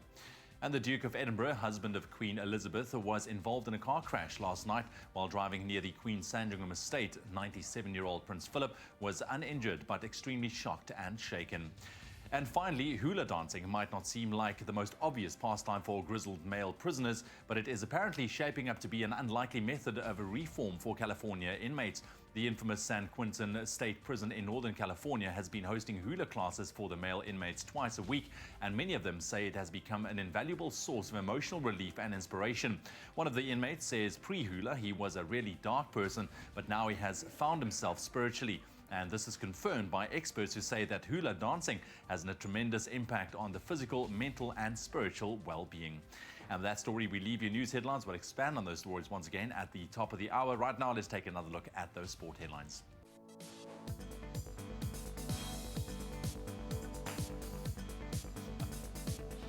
We kick it off with cricket. The Proteas 50-over team are in action tomorrow as their 5-match ODI series against Pakistan gets underway. Play kicking off at St George's Park in Port Elizabeth at 1 o'clock. In football, the London Derby takes centre stage in round 23 of the Premier League action this weekend. Chelsea facing off with Arsenal at the Emirates. Elsewhere, Man United host Brighton. That's in our feature game right here on 3. And Liverpool face Crystal Palace. Then on to tennis. Serena Williams' push for an 8th Australian Open title is still on track as she moved into round 3 after a straight sets win over Eugenie Bouchard yesterday. And in motorsport, a big one, Toyota's Nasser Al-Attiyah has been crowned the 2019 Dakar Rally champion. That happened yesterday as he finished the world's toughest race with a 46-minute lead. We'll expand on those headlines one more time on the top of the hour.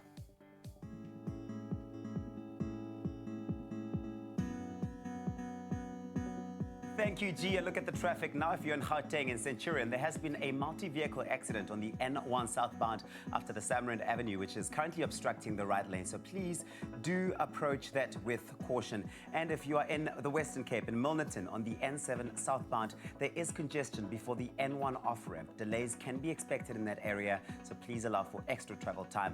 After the trains now, the Southern Line, there is an extended travel time of 15 to 20 minutes on the Southern Line due to speed restrictions set out of service and faulty level crossing booms at Kenilworth.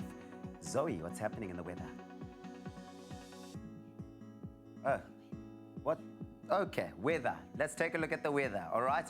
Okay, temperatures across the country. Let's start off with Polokwane, starting off at a minimum of 19 and a maximum of 31. In Bombela, you start off at 20, hitting a high of 33. Pretoria, 19 and 33. Johannesburg, minimum of 18 and a high of 32. In Mahikeng, brace yourselves for some heat today, minimum of 20 and a maximum of 37. In Klerksdorp, 21 and a high of 38. Kimberley, 17 and 40. Bloemfontein, 15 and a high of 39. Richards Bay, 23 with a high of 35. And Pietermaritzburg, 18 with a high of 37. South Africa's playground, Durban, is at 22, reaching a high of 32. Mthatha, 15 and 36. If you're in East London, it's a minimum of 16 and a maximum of 27. In Cradock, 13 with a high of 40. Port Elizabeth, 15 and 24. George starts off at 12, hitting a high of 22. Sutherland, 3 and 22. And Cape Town at 14, reaching those maximums of 21. And Worcester at 6 with a high of 24. Expect some rain today. Springbok starting off at 8, hitting a high of 22. And finally, Uppington, 13 and 34. Remember, we want to see those beautiful sunrise pictures. So take those pictures, send them through to us on Facebook using the hashtag Expresso Show. Well, welcome back to your Feel Good Breakfast show. So we did not do weather today, but it's okay. It's okay. We have a very special guest in studio. Yeah. Ladies and gentlemen, please put your hands together for Mona Aburmishan. Yay! Yeah, she's here on a tour of South Africa, headlining a few shows. She's been all over the world, traveling recently, having completed a summer tour throughout the West Bank, Switzerland, and the United Kingdom. And now you've graced the motherland. It's great to have you here. Thanks for joining us. Thank you for being here. It actually is my second time performing here, so it'll be basically Africa 2.0. Africa 2.0. Africa 2.0. I love that. I mean, you are absolutely incredible. Thank you. Comedic. Yes. Yes. Yes. There we go. But I mean, you've also you're making strides by being the first Arab and Muslim lady to perform at some of the biggest institutes, twice at the John F. Kennedy Institute as well as at the Carnegie Hall in New York. Mm-hmm. What would you say have been some of your career highlights? Being the first Arab and Muslim woman to headline Cape Town Comedy Club. Woohoo! Holla back. Yo. Just like that. Yo. Boom. Drop that mic and leave it right there. Done. And is it always exciting for you to be performing to a crowd like ours? I mean, obviously this is your second time, like you said. Yeah. Coming back, were you looking forward to coming back to perform in front of a South African crowd? Do you know, the thing is interesting, like when you look back at your life, all the dots connect. Yeah. From when I was 8 years old, I insisted I had to go to South Africa, and I was a Palestinian kid in Chicago. Wow. And what was that inclination? I don't know. That little noise you have when you're a kid that you got to do something. Yeah. Imagine that you're doing it. Suddenly, your dream come true, and that's what happened. So last year, when I was here, I performed, and I was like, I'm a Palestinian American performing in front of South Africa, like the South African audience. It just felt like, as the most occupied person, as a Palestinian who feels occupied, as an American who feels occupied right now, it just felt like, hey, can you guys help me? Can you help me make sense of me? So it felt like there was a synergy. It felt like there was an understanding. And every time I come back, I feel like I'm gotten. Because I get to say the things I want to say, the stuff I'm passionate about in a fun, exciting way. Yeah. I love that. Talk to us also about the fact that you are a CEO and director of, is it H3O Global? Yes. Tell me all yay! about that. Oh, I know how much homework you guys do. I just hit the spot. Okay. So real quickly, when I started getting into stand-up, I got into stand-up much later in my life because I had to really let go of this belief system that I had to be a thing. That's in Palestine, by the way. Hey, Mona, what's up? Hey, what's up? So when I realized that some of the greats, like Dave Chappelle, knew he wanted to be a comedian at 13, and it was the support of his community that got that to happen, I said, you know what if other people wanted to be it, but they don't know that they don't know it yet? So I started bringing stand-up comedy classes into the south side of Chicago, into some of these schools, and the impact that comedy, both improv and stand-up has with kids, it transforms them. So even research has been done. It helps with social anxiety. It helps with spectrum disorder, autism. So comedy really empowers folks to feel that their voice is worthy and being heard. Not necessarily always having to lead into stand-up, but really feeling that your voice has an impact. If I say something and you laugh, even as a kid, I'm like, wow, I said something of worth. So then I should say more. So that's really why so H3O Global is me taking kids comedy classes, and I've been doing throughout the city of Chicago. We're doing some in the West Bank, and we're hopefully, fingers crossed, going to get it done here in Cape Town and in Joburg. That's exciting. I know, amazing. right? Well done on that. I think Really that's absolutely incredible. Sure. Well, you've been traveling the globe. You're back here with your set, Help Me Unoccupy. Yeah. What is that about? So you know what? It actually was Help Me Unoccupy is essentially the tour. And then the finale is on the 13th here back in Cape Town, and it's Africa 2.0. And I'm basically going to do a one-woman show, and all the material is going to come from the stuff I've acquired over the 5 weeks of me being here. Yeah. You know, really seeing it. So like, you know, when you go somewhere the first time, it's like, oh, okay, I want to make sure I don't forget anything. But you know, when you come back, you're like, yo, I got this. Now let's talk. So that's what the Africa 2.0 one-woman show that's got Shimmy Isaacs has got my back and productions, you know, like, because she came to Chicago. So basically we're exchange students in comedy here. And yeah, it's going to be a lot of fun because I get to, I mean, listen, I got mugged by a seagull. When? Yesterday, I got bamboozled. Okay, I got the bait and switch by a seagull. One seagull distracted me. Yes, they do. There's two seagulls here. They distracted me again. This seagull A, and seagull B and C, they were working together. They were in cahoots. All right, I come from a violent city, but I never got mugged like these guys. They came and swooped, took my pretzel, and the other ones were laughing. I swear I got the finger. I got the bird from the bird. And it was a white collar crime. I mean, I'm telling you, these seagulls are ruthless. So I'll be talking about stuff like that. Listen, I was victim to that my first year in Cape Town. I know all about that. It's Do like, not take you your need lunch to to take the some beach. time to recover from that. All right, so let's quickly talk about dates, tour dates. 22nd to the 27th of Jan, you're going to be in Durban, right? 23rd, 27th, I'm here at Cape Town. Okay, Then I go- that's Cape Town. yeah. Then it's Durban, 31st to the 2nd of Feb. Right. Then Joburg, 8th to the 9th of Yes. Feb. And then you're back again. Word, yeah. Word. I like you. Yeah, I know. I really That's what like I'm you like saying. a lot. I've been saying that. Just like me. Oh, we like man. you. I know. Mona Aburmishan. Stick around with us for this Friday. It's going to be fun. We'll make it fun for you. Okay, awesome. Cool. If you thought the seagulls in Sea Point were rough, in Durban, the seagulls, are they going to take you apart? I'm loving it. No, it's turning into the most amazing day, but I can feel energy levels are dropping a little bit. Maybe a cappuccino, princess, and something, maybe a muffin, blueberry? Okay. Yeah, you have that. Can I have a cappuccino as well, please, princess? No.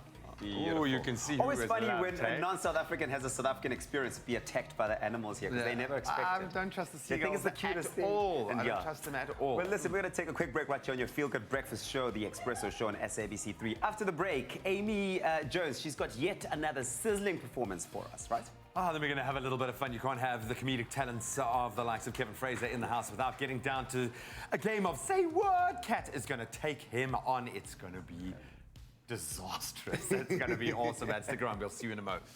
Thank you, my dear. Enjoy a moment in between with McAfee. See you after the break.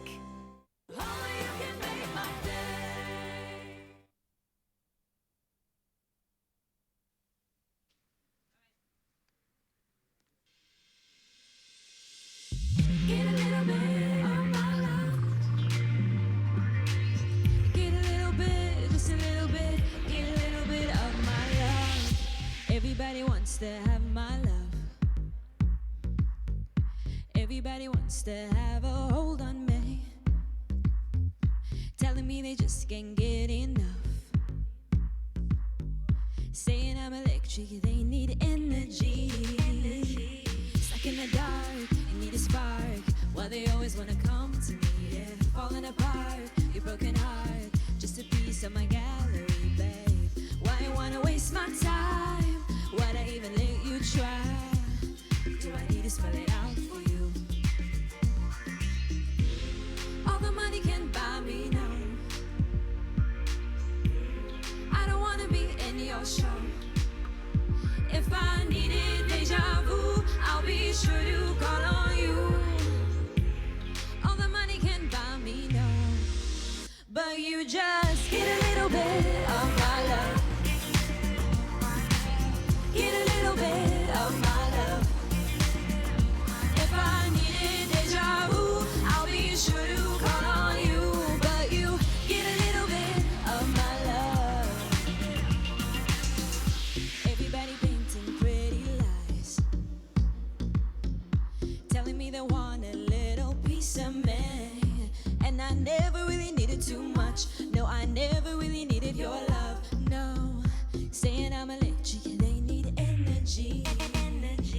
Stuck in the dark, you need a spark, why they always wanna come to me, yeah. Falling apart, your broken heart, just a piece of my gallery, babe. Why you wanna waste my time? Why'd I even let you try? Do I need to spell it out for you? All the money can buy me now. I don't wanna be in your show. If I needed deja vu, I'll be sure to call on you. All the money can buy me now, so you just get a little bit of my love.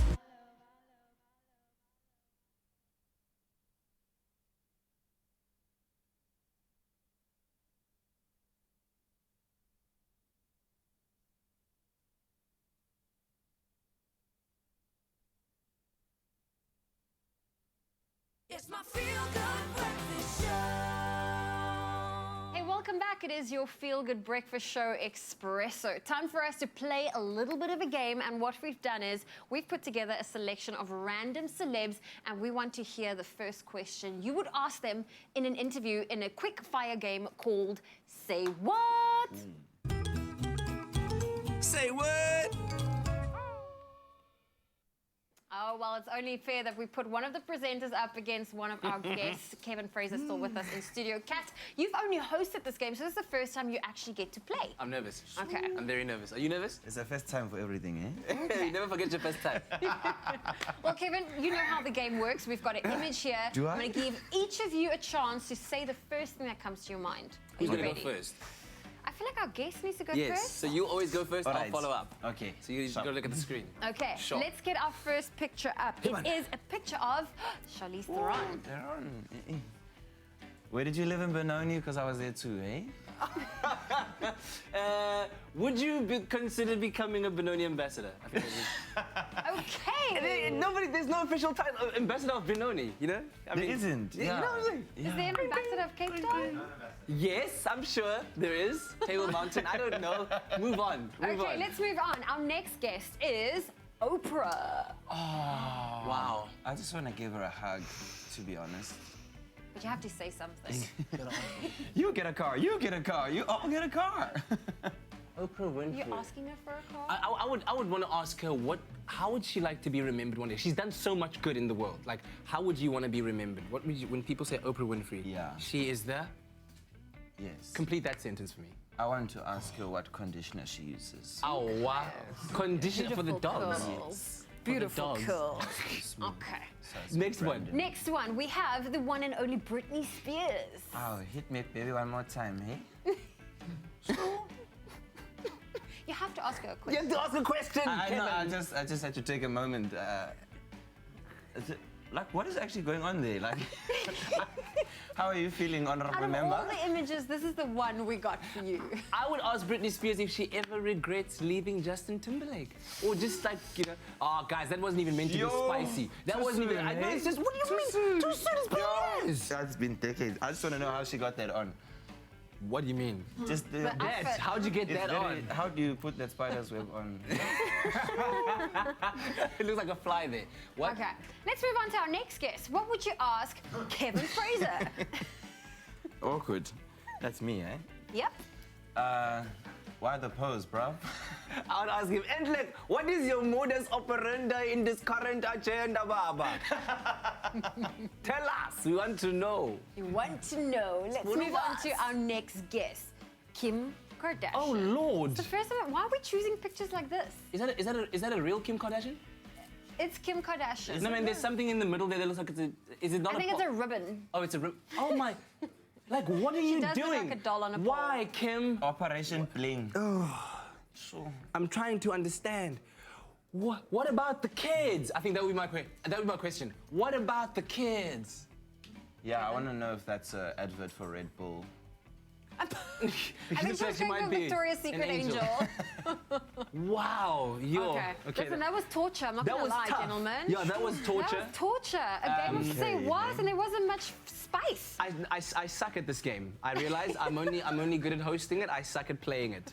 I think you did well. No, you're okay. All right. I still want to know, what is your modus we at home operandi? want to know from you, what did you think of these two playing a game of say what? Head on over to our social media pages with that hashtag Expresso Show. Bucket of coffee. Oh, I love it. I love it. So let's get on to a musical tip right now. He burst onto the scene back in 2006 with the song You Give Me Something and proceeded to become, I think, one of the most influential artists of the 2000s, undoubtedly. In fact, Sam Smith, Ed Sheeran, George Ezra, James Bay even have all cited this amazing singer-songwriter as a major influence in their work. That's right. So he's been credited as defining, the guy with an acoustic guitar genre. This artist, he's been on the scene for over a decade, and he's finally coming right here to South Africa. That's right. James Morrison will be live at the Teatro in Monte Cassino in Johannesburg and Kirstenbosch in Cape Town. And what we're doing now is that we're giving away 6 double tickets to a few lucky viewers in Johannesburg and Cape Town to go and see James Morrison live at Monte Cassino and Kirstenbosch. So all you have to do is answer a pretty simple question. In what year did James Morrison debut? We've given you the answer already. You've got to SMS the keyword ticket, followed by your answer, your name, surname, and the city that you live in to 33728. That's correct. So the shows will take place on the 23rd of Jan, 2019 at 8 p.m. at the Teatro in Monte Cassino. And then, of course, on the 26th of Jan at 7 p.m. at Kirstenbosch Gardens. Cool, eh? Yeah, it's going to be beautiful. What an experience. Man. So, again, you've got to SMS the keyword, followed by your answer, the keyword ticket, followed by your answer, your name, surname, and the city that you live in to 33728. It's going to cost you just $1.50, but sadly, no free SMSs apply. The competition closes today, right? You it. need to get entering today at 12 o'clock, and T's and C's can be found on expressoshow.com. Oh, well, better get those SMSs in. Well, we're taking the quickest of breaks. When we get back, Kevin Fraser's still with us in studio. He's played a game of Say What. We've gotten to know the man a little bit better, but we're also going to do some Friday funnies with him. Definitely looking forward to that. And then also stay right where you are. Don't move a muscle because this beautiful girl, Amy Jones, she's with us. She's our musical performer this morning, and she is performing for you after the break. Stick around. Clover Crush. 100% pure fruit juice packed with vitamins and no added sugar. Crush, your daily dose of goodness. Now also available in long life. Made with love by Clover.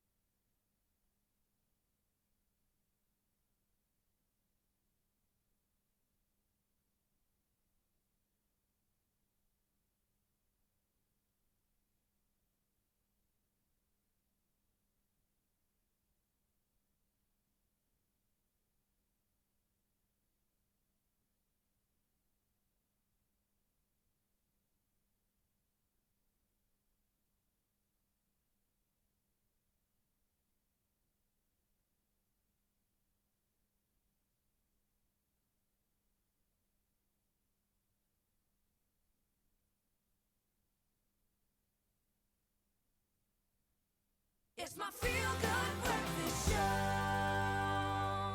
Welcome back. It is your feel-good breakfast show. It is so good to have your company on this Friday morning, and even better to have Amy Jones with us, sharing her beautiful music and her voice as well. Here she is with a song called Get a Little. Get a little bit of my love. Get a little bit, just a little bit. Get a little bit of my love. Everybody wants to have my love. Everybody wants to have a hold on me. Telling me they just can't get enough. Saying I'm electric, they need energy. Stuck in the dark, you need a spark. Why they always wanna come to me, yeah. Falling apart, your broken heart. Just a piece of my gallery, yeah. Why you wanna waste my time? Why'd I even let you try? Do I need to spell it out for you? All the money can buy me, no. I don't wanna be in your show. If I needed deja vu, I'll be sure to call on you. All the money can buy me, no. But you just get a little bit of my love. Get a little bit of my love. If I needed deja vu, I'll be sure to call on you. But you get a little bit of my love. Everybody painting pretty lies, telling me they want a little piece of me. And I never really needed too much. No, I never really needed your love. No, saying I'm electric, they need energy. Stuck in the dark, need a spark. Why they always wanna come to me, yeah. Falling apart, your broken heart. Just a piece of my gallery, babe. Why you wanna waste my time? Why'd I even let you try? Do I need to spell it out for you? All the money can buy me now. I don't wanna be in your show. If I needed deja vu, I'll be sure to call on you. All the money can buy me now. So you just get a little bit of my love. Get a little bit of my love. If I needed deja vu, I'll be sure to call on you. But you get a little bit of my love.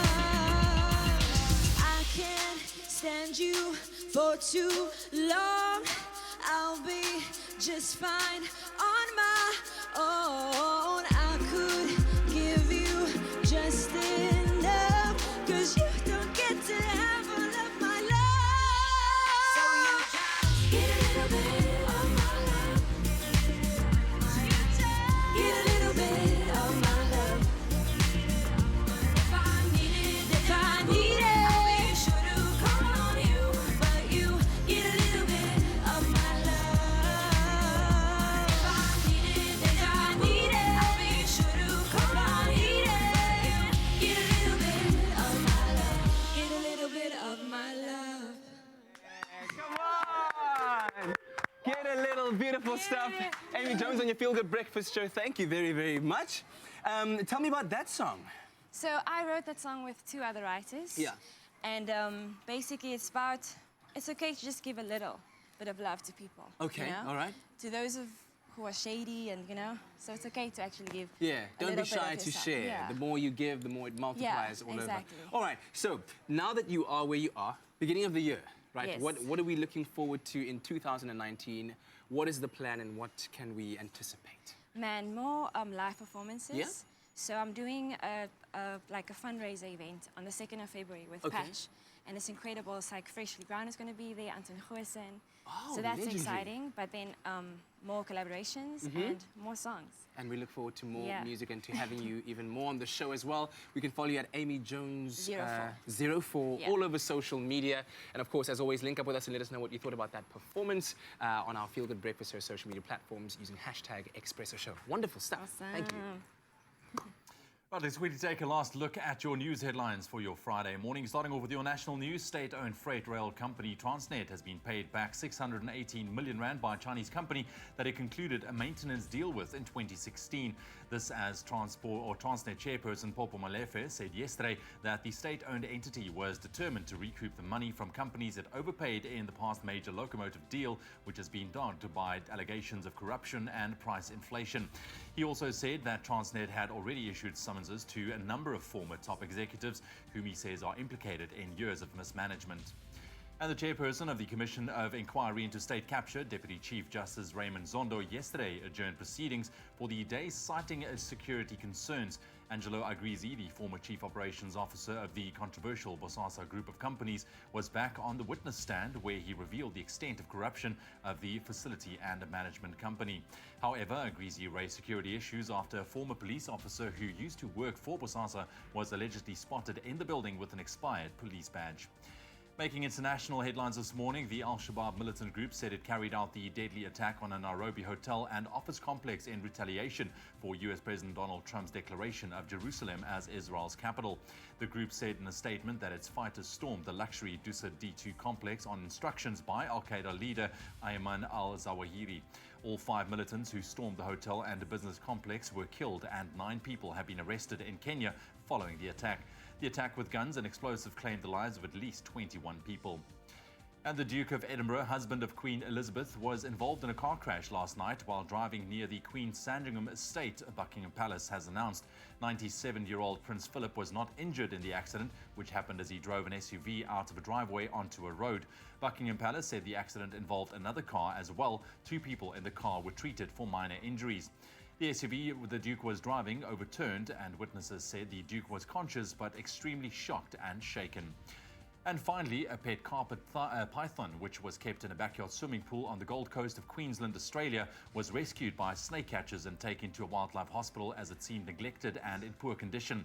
Vets were preparing themselves to treat the snake, nicknamed Nike, for a nasty infection when they made a gruesome discovery. There were no less than 511 ticks on Nike's body, leaving him weak and suffering from severe anemia. The non-profit service said although Nike isn't out of the woods yet, it is hopeful he will make a full recovery and will be released tick-free back into the wild soon. And with that story, we leave you news headlines on your Feel Good Breakfast Show for your Friday morning.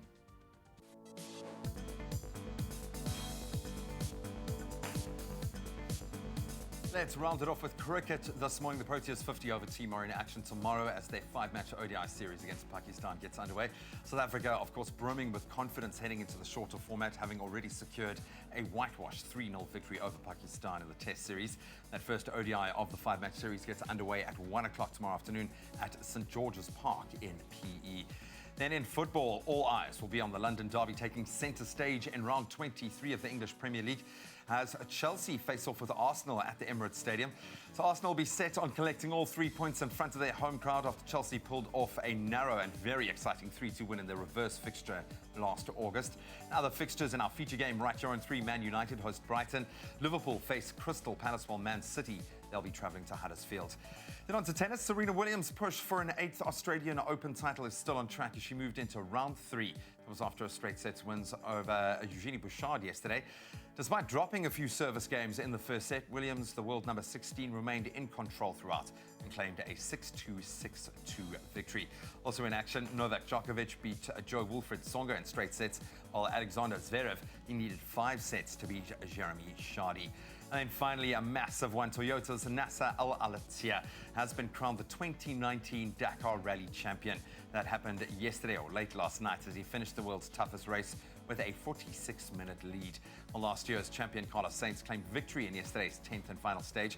A 12th place finish for Al-Attiyah was enough to seal his 3rd Dakar title. South Africa's Janelle de Villiers, he claimed 9th place overall. That was after a 39th place stage 10 finish. And that's a wrap of your sport for this morning.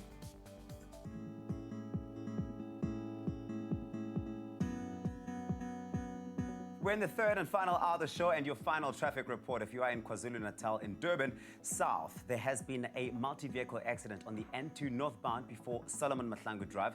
2 lanes are currently blocked and causing heavy delays, so please do find an alternative route this morning.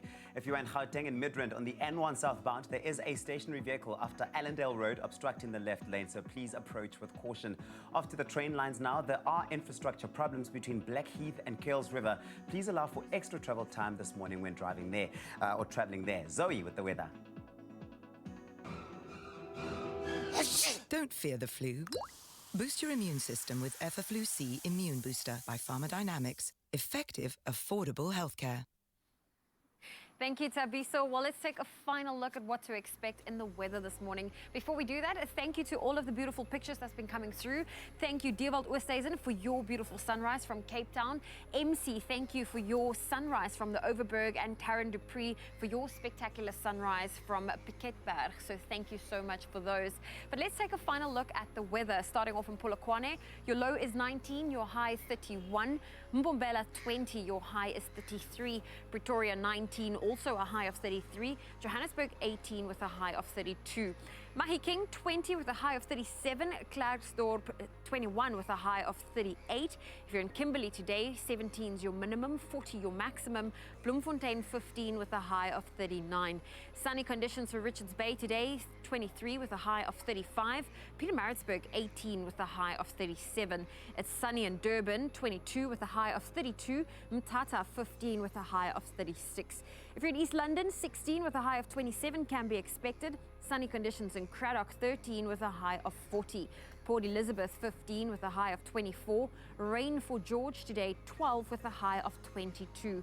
Sutherland, cool with a high of 22 for today. Cape Town, 14, reaching a high of 21. If you're in Worcester, 24 can be expected. Springbok, 8 with a high of 22. And Uppington, 13, reaching a high of 34 degrees Celsius. Well, if you have a beautiful sunrise photo, you can always share it with us on the Expresso Facebook page with that hashtag Expresso Show. Yeah, and the Expresso Show train continues to choo-choo into the Friday. Kevin Fraser is here with us.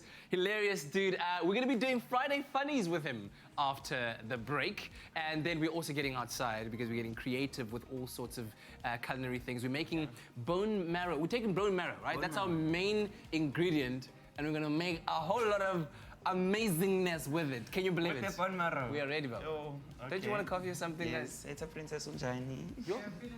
Yeah, ungiyaphila. Ngicela cappuccino, please.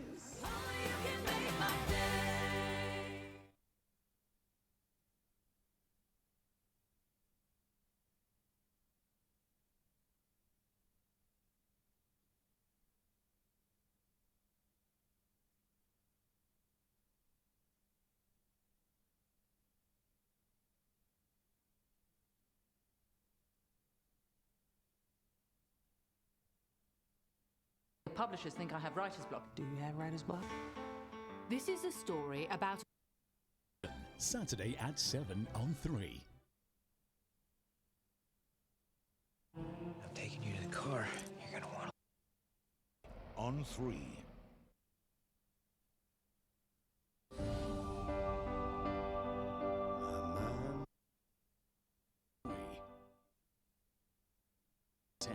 On 3. John Carter, tonight at 10 on 3.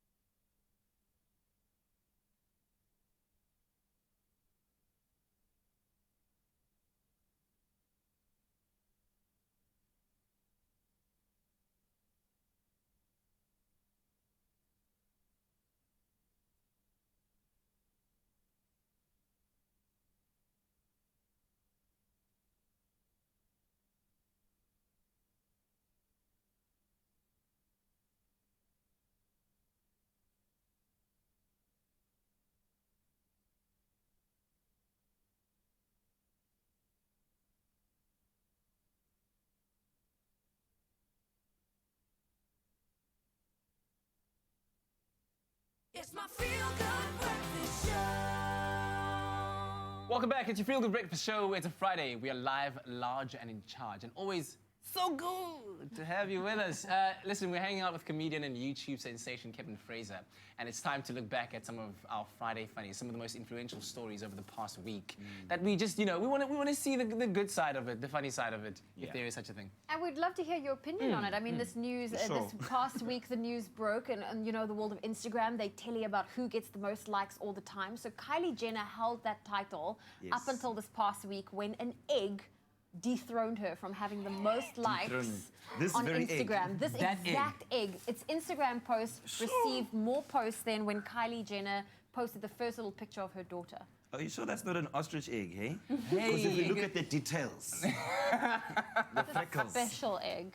But you're quite big on Instagram as well. What do you think of this egg story? It's Not crazy. as big as this egg, though. Clearly not. Yeah, it's got more freckles than Kylie Jenner as well. So. Well, she hides it with makeup, maybe, if she has any freckles at all. It's quite extra, hey? Oh, I see what you did. Also, apparently this week, Donald Trump made headlines when he hosted an American football team for dinner. There he is. He hosted them for dinner. And guess what? He served them all fast food burgers. No, Was he trying to be cool? He's like that dad that's not cool. It's quite neat, hey, how they're all structured like this, hey?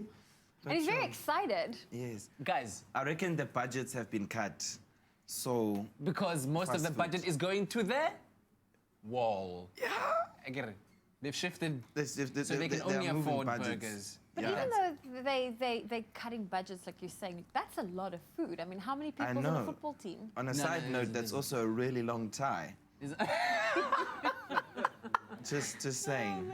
I'm just saying, if we get invited to President Cyril Ramaphosa's house, I do not expect there to be burgers. Just at least the papa and morojo. At least a 7-course meal. Yeah, no, we'll Papa, morojo, Is that sushi? No, they wouldn't have... It looks like it is, dude. Sushi. But like from next door, takeaway type of thing. Yeah, exactly. Anyway, Exactly. And then lastly... But still not for the team. The hashtag 10-year challenge has been a thing. It's been a lot of fun. These are some prime examples of Okay. what the 10-year challenge has delivered. So that's our Leanne. She's not here this morning. She's going to be broadcasting live from Muizenberg, but that's Tabiso. 10 years. I mean, the evolution of man. 10 years, the a lot has evolution. changed. Goodness griefs. Show us another one. Do you have another one? There has to be Ewan's That's one. another. Oh, wow. But I've seen like a few... This is me. Have you... Did you pull this from my feed? Have you done a 10-year challenge? I look back to try and find a suitable photo, and I'm just like, I was like 10 kilos, and like, it's just embarrassing. I can't do this to myself. Shame, man. You must do I'll do it. malnutrition, I'll 10 do it. kilos. I'll do it. Yeah. I needed some of those burgers from Yeah, absolutely. It was at the White House. Wow. But you get some of your friends that do it and like they think they've changed. It's like, but you haven't. You really haven't. Anyway, let us know which stories have caught your attention over the past week that have put a smile on your face, and maybe they've just made you go, oh, why? And share them with us online using hashtag Expresso Show. Kevin Fraser, thanks so much for joining us this morning, man. Really appreciate it. Really appreciate it. Oh, man, that was lovely, man.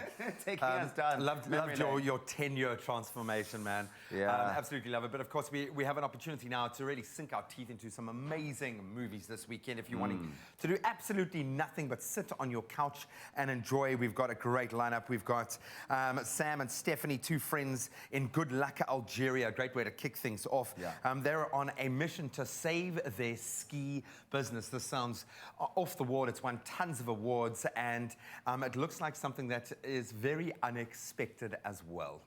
Correct. Okay. Do you want to check it out? Are we checking it let's out? check Okay, well, listen to this one. Then on Saturday, SABC3 has two excellent films for your entertainment. The first one is the fantasy comedy drama starring Will Ferrell, Maggie Gyllenhaal, Dustin Hoffman, Queen Latifah, and Emma Thompson.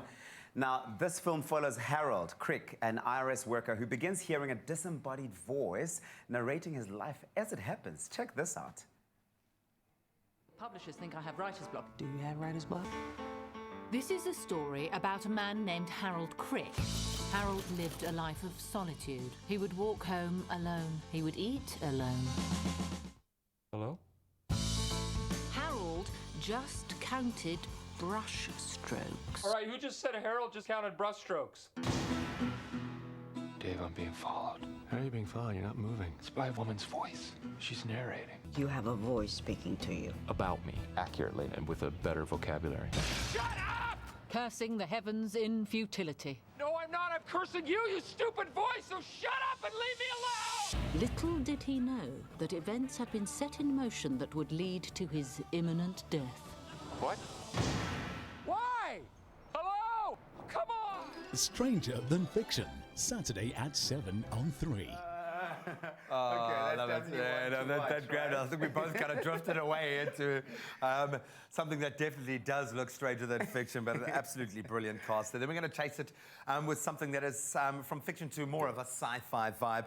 Absolutely love this. War of the Worlds, based on a classic, follows one family's fight for survival as the Earth is invaded by alien tripod fighting machines. And of course, it stars the all-star Tom Cruise and Dakota Fanning as a young'un, but she is absolutely superb. This is great fun. It's really exciting as well. I'm taking you to the car. You're gonna want to look around. But you're not going to, are you?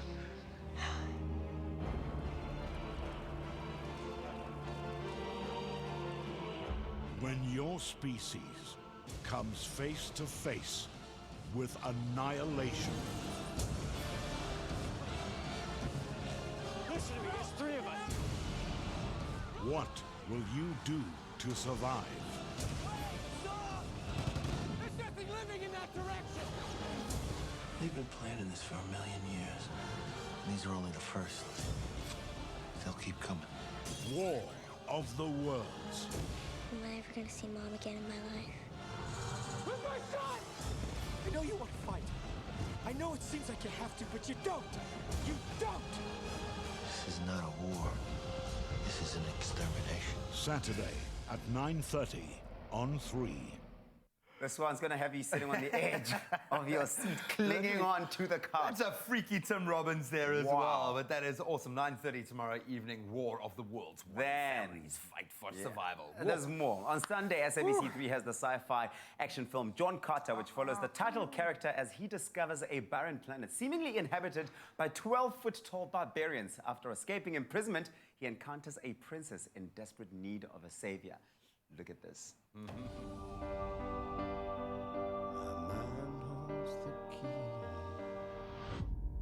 You may be the only one who can save us.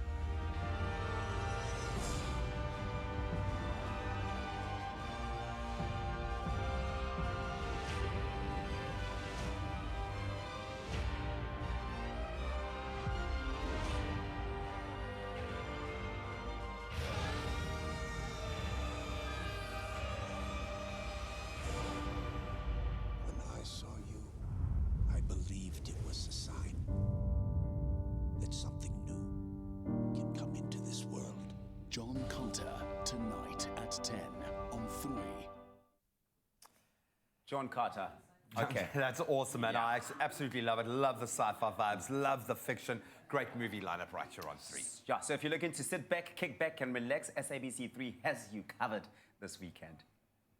All right, so back with us on your Feel Good Breakfast Show this morning is hashtag Brite Friday as we gear up to light those fires this weekend. Greg and Carl from Beer Country, they are back with their impressive cookbook, Beer Food Fire, sorting us out with a delicious recipe that's cheap because we all know that January feels like an entire 3 months squeezed into one. Gentlemen, thank you very much for coming back, man. How's Happy it, man? 2019. Yeah, Friday, Friday. I love it, man. I love it. Listen, we are doing a smoked bone marrow recipe, and I'm glad you are educating the nation on this because from what I can see, from what I can smell, it looks impressive and delicious as well. First and foremost, quickly about the book.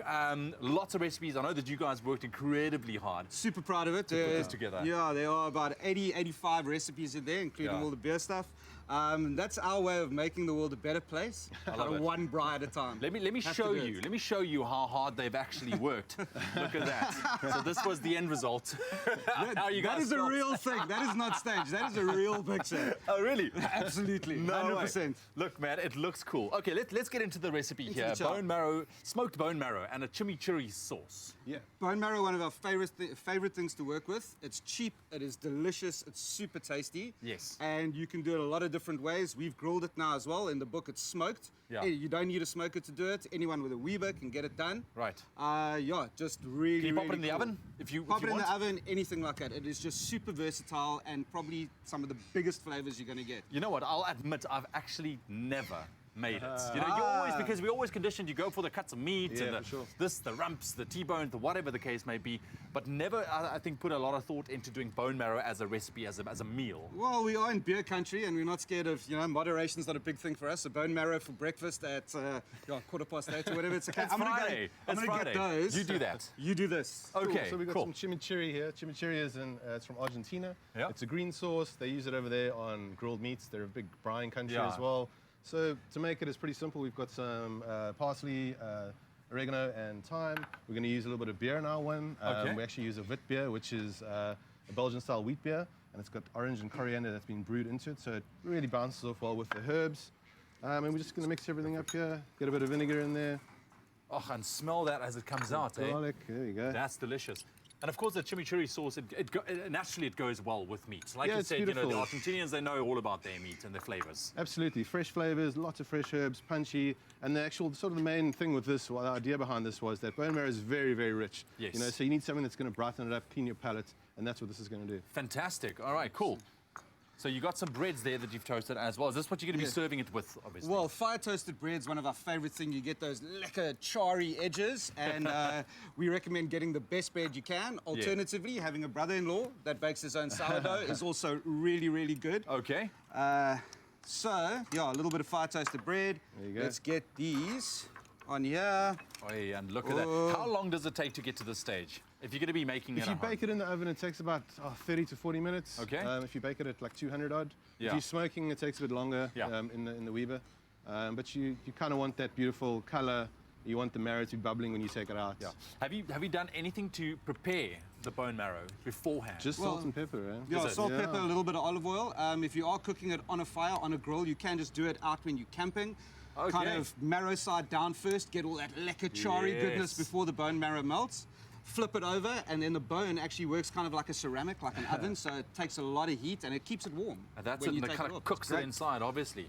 And then dress it Okay. with a bit of sauce. Dress it with a bit of If you want to sauce. get your hands on this recipe, if you want to be lighting those fires and make something different, that's easy on the pocket as well. SMS the keyword Brite to 33728. That's Brite to 33728. And also get your hands on the cookbook, Beer, Food, Fire. That's all in there as well. And what I love about it, all these recipes contain an element of beer, right? A lot of them do, yeah. Most of them do. If it's not got beer in it, it's paired with beer. Yeah. We love pairing food and beer. It's a really exciting territory to work in. Yeah. And there's so many styles of beer nowadays that you can do anything. That's it. Look, man, we love our beer.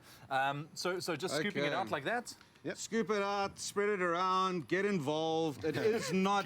Get involved. Get involved. It's not the neatest thing you're ever going to cook, but it But is that's the great beautiful. thing. And I love the fact this is almost like the type of meal that you can stand around the fire and literally eat it Absolutely. off. It's a you beautiful don't have to starter, plate yeah. up or anything like that, really. Oh, that looks good. Oh, man. Okay. Oh, what? You taking dibs on that one? I'll have a taste here. Hang on. You were making Hang it for me. Bone marrow for breakfast. Cheers, guys. Why not? Cheers. Oh, wow. That's an explosion of flavor. Right? That is so good. Okay, Bri, SMS that to 33728 if you want to get your hands on this recipe, and I really, really suggest that you actually do that because that it is delicious. Great as a pre-Bri snack even, man. 100%. Awesome stuff. Guys, thank you very, very much for joining us. They're going to be back a little bit later on. We're making unicorn wings, all right? It's got nothing to do with unicorns, and I promise that we're not going to harm any unicorns in making that recipe, but it's going to be absolutely delicious. Stick around for that. Cheers. All right, hope you stay tuned to your Feel Good Breakfast show with another half an hour of the show to come. We still have lots packaged in it. That's right. It is Friday, which means it's time for the Fashion Fix with Nick Strelitz. He joins us in studio, and we're talking all about the color of the year. Loving yes. to hear what that is. And then, of course, you know it's going to be all about the fashion when it comes to this year's Sun Met. And so we've got Leanne giving us a preview. She'll be coming to us live from somewhere here in the Mother City. So stay tuned for that and a lot more right here on your Feel Good Breakfast show.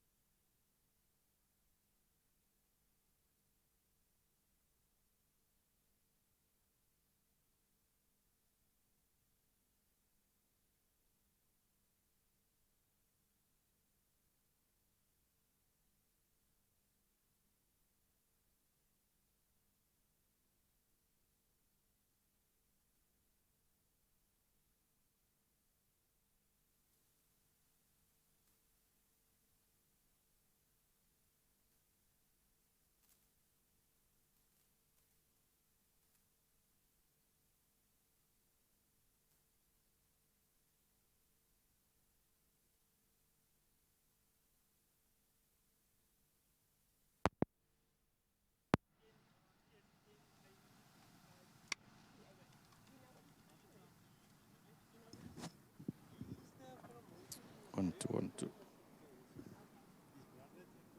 Okay, we are.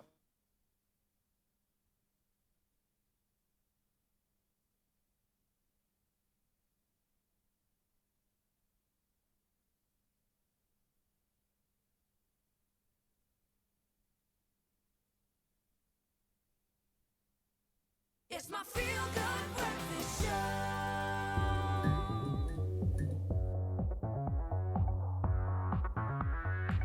Welcome back to your feel-good breakfast show. It is Expresso. We're voguing into it.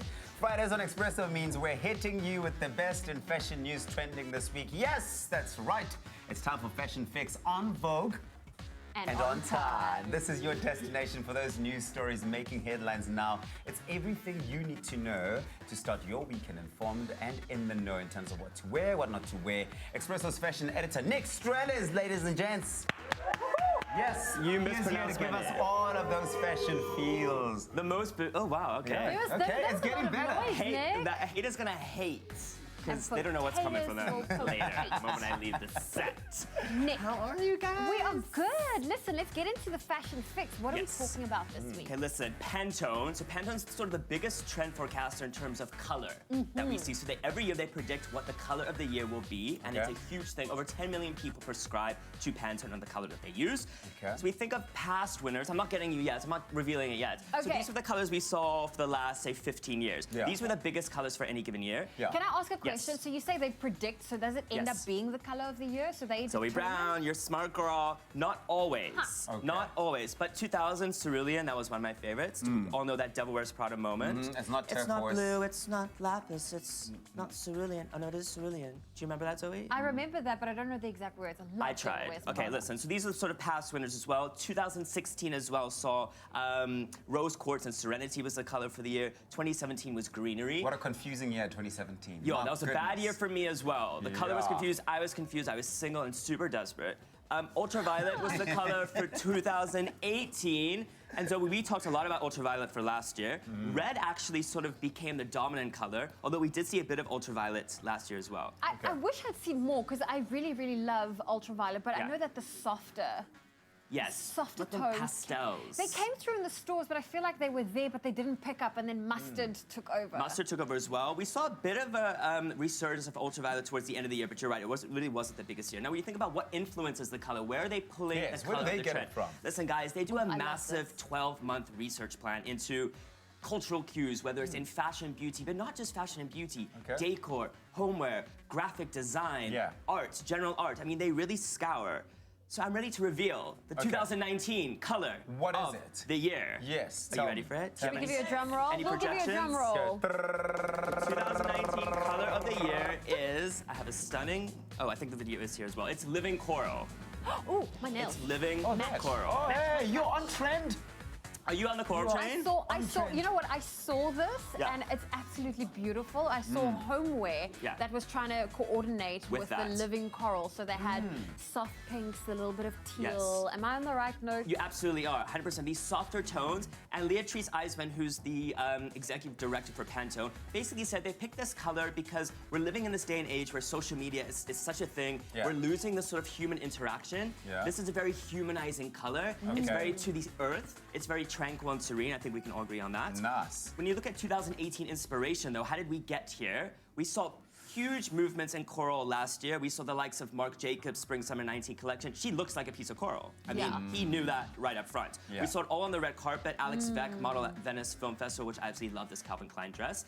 And Alexander McQueen for Spring/Summer 19. The men were doing it as well. You know what's cool about the coral, sorry to interrupt you, is the fact that it looks good on all skin tones and both genders. Yes, that's what I wanted to say. It's very gender neutral, exactly. And we've already seen big celebrity sightings of the color as well. Only December, a week after the color was confirmed, Gigi Hadid just strolling in New York City, head to toe, coral, and J-Lo at a movie premiere as well. I think this picture looks orange, but we are going with coral. It is coral. Yes, it is coral, but it is the lighting is in the same strange. family. Yeah, but I think again, when you're doing tonals, though, we talked about this again, particularly with this color, do like Gigi and really texturize it up. So if you're doing a lace bottom, do a silk top, and do a leather jacket, because you really need some delineation. So I suppose this speaks to not being shy with like bringing coral through from top to toe. Top to toe, 100%. I think you really can do it. I think just mix up the fabrications and the tones ever so slightly. Okay. Yeah.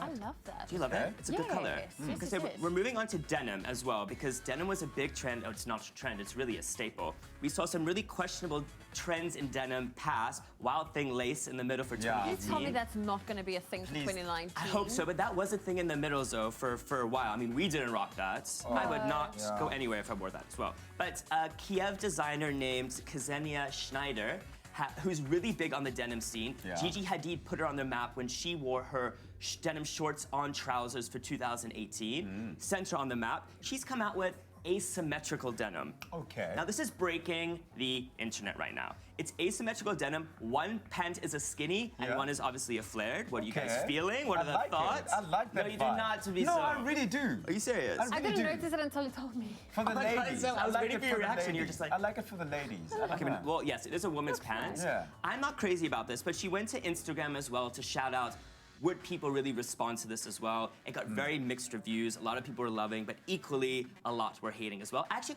I preferred it in the darker denim, to be honest. I think it's a bit more chic as well. Sure, that's going to be something to look out for. It's going to be something people big. are getting a lot more bolder in terms of their expression when it comes to fashion. Next, well, it's always such a pleasure. Thanks, honey. Thank you so much. Thank well, look, you. it's a look back Yes, at the she's wildest fashion trends of 2018, as well as a throw forward to what's ahead for us this year. It's Fashion Fix, only on your Feel Good Breakfast Show. That's right. So head on over to our Expresso Show Facebook page for more. Of course, you are there with that hashtag Expresso Show. Hey guys, how lucky am I coming to you live from Sunrise Beach here in Muizenberg in the Western Cape. It is an incredible day. Now we're about a week away from one of the biggest racing and fashion events on the South African entertainment calendar. It is the Sunmet 2019 happening on the 26th of January. And I'm very, very lucky to be at a very special event today called a Horses Spa Day. Here to tell us more is Jonathan Snaith, who is a racehorse trainer. Jonathan, so good to be chatting to you this morning. How are you? Great, thanks for having me. Now, it's an incredible day. We're out on the beach. We've got the ocean. We've got the sunshine. It really is wonderful. But we have some of the toughest athletes behind us. What exactly is the Horses Spa Day all about? You know, these horses have a really rigorous sort of routine. You know, it's a lot of, every morning they're out there, like any sportsman, you know, and they have a lot to do. It's very physical. And they absolutely love the beach like us. You know, they just come down here from the moment they step off the float. They just love being down here. And it's a day break from their routine. They love the beach. And so what will happen today is they'll walk up the beach. They will walk quite deep into the seawater, which is very soothing for their legs. And it's part of their routine, and they absolutely love it. And going into a big race like this, we like to give them some downtime. And this is like a day off, pretty much. And it also gives them a good mental state, and a happy horse is a good horse. A happy horse is a good horse, just like happy wife, happy life, I believe. Now, this is such a wonderful thing for us to see, because us as audience members don't ever get to see the horses like this before. What is your hopes and what is your expectations of the Sunmet that's happening next Saturday? You know, the Met has always been a race steeped in history. It's, you know, it's tradition. We love it. It's a race we really want to win every year. And this year we're lucky enough to have 4 runners in the main race, and they're all down here today, which you'll see behind us. And you work all year round for this one day and to win this race. It's like it's the Gold Cup of racing. It's the World Cup of racing, and we really, these are the best thoroughbreds in the country that are behind us, and we're just privileged to work with these animals every day. We love them. It's our passion, and it's what we get up every morning for. Well, they are certainly extraordinary creatures. Now, the nice thing that I like is the fact that we get to talk to you as one of the experts. Can you give us any tips for betting on race day? Because some of us, we are there to make a little bit of money too. Yeah, look, that's what it's all about at the end of the day. And, you know, as much as we love the horses, most of the people are coming there to bet, and for the fashion, obviously. But for the main race, I think we you know, Do It Again is the current favourite of ours. He's going to be very hard to beat. But there's a filly that won the race last year. She's the only female in the race. Her name's Susanna. And she will be the first female in history to win the race twice if she happened to. She's got an outstanding chance, and she's good value. So from a betting perspective, I would have a dip on her. I think she's great value. Well, I think the future is female, so I definitely think that I'll be voting on Susanna as well. Well, thank you so much, Jonathan, for speaking to us. Thank you for enlightening us about this day. I see the horses are there. Look at how exquisite they're looking at the moment. Those are their jockeys as well, and I'm so happy that they get this bit of a rest day, the spa day, just to treat them, because they really have put in the hard work. And of course, come Saturday, the 26th of January, that is when they're going to put the money where their hooves are. Are you excited? I couldn't be more excited, and hopefully the horses deliver. You know, at the end of the day, it's like any athlete. You've got to feel well on the day, and you've got to come there mentally prepared. And if you wake up and you're having a bad day, you might not produce the goods, but we feel we've done enough. The horses look great, and they're in a great state. So fingers crossed, we're hoping for a good day. It's going to be an amazing day. This is Jonathan Snaith. He's a racehorse trainer. We're coming to you live from Sunrise Beach right here in Muizenberg. It's a horses spa day. They're out there living their best lives, getting a little bit of an off day ahead of the Sunmet that's happening on the 26th of January. We'll head back to the studio, and of course, hopefully after this, we get to chat to Miss South Africa and Miss Universe First Princess, Tamron Green. Oh, well, listen, thank you so much, Leanne, and of course, can't wait for that interview with Tamron Green. Well, we are back with your fashion fix on your Feel Good Breakfast show, and now we're moving from fashion news trending to some of the good old, you know, the old-fashioned red carpet review. Yes, it's time for our game of Fab or Fail. And what we do is we're showing off our, you know, we've got our style squad, which is myself, Tabiso, and Nick Strelitz. We're going to take a look at some of the red carpet moments that's taken place over the last couple of weeks. Yes. Yes. Yes. Some exciting things. I'm ready. Okay, so Ready in this fishes. edition, it's all about last night as we obviously go to the various ceremonies that were held, the international red carpets, which you've already said. Okay, That's so we right. start off with Oscar winner Penelope Cruz at an awards ceremony held in Madrid, in Spain. Oh my goodness, no. Oh yes, I love when we're all in sync. Oh, come on, Oh, she looks like Penny. she's going to the mall. To buy bread. Why is it always bread? Brown bread. She's gluten-free, I'll have you know, like me. We have that in common, and a killer body. This But for me is not a red carpet look. agreed. She could be going anywhere. She looks gorgeous, don't Yeah. get me wrong, but it's not a red carpet look. We're That's all why in I'm giving unison. her this emoji. As well. Looks like a parent-teacher meeting outfit. And she has no kids to speak of, well, that we know of. Wink, She's wink. got kids. Oh, I don't know. That's debatable. Okay, let's go. Who we got? Okay, well now we're moving from Spain to Scotland, where we join actress Saoirse Ronan. Saoirse She's from Ronan Scotland. at the premiere of her latest film. We got a... Okay, I have to look which one's her. Where's which one? Yes, the one in Oh, there, pale, the left. the pale color. What?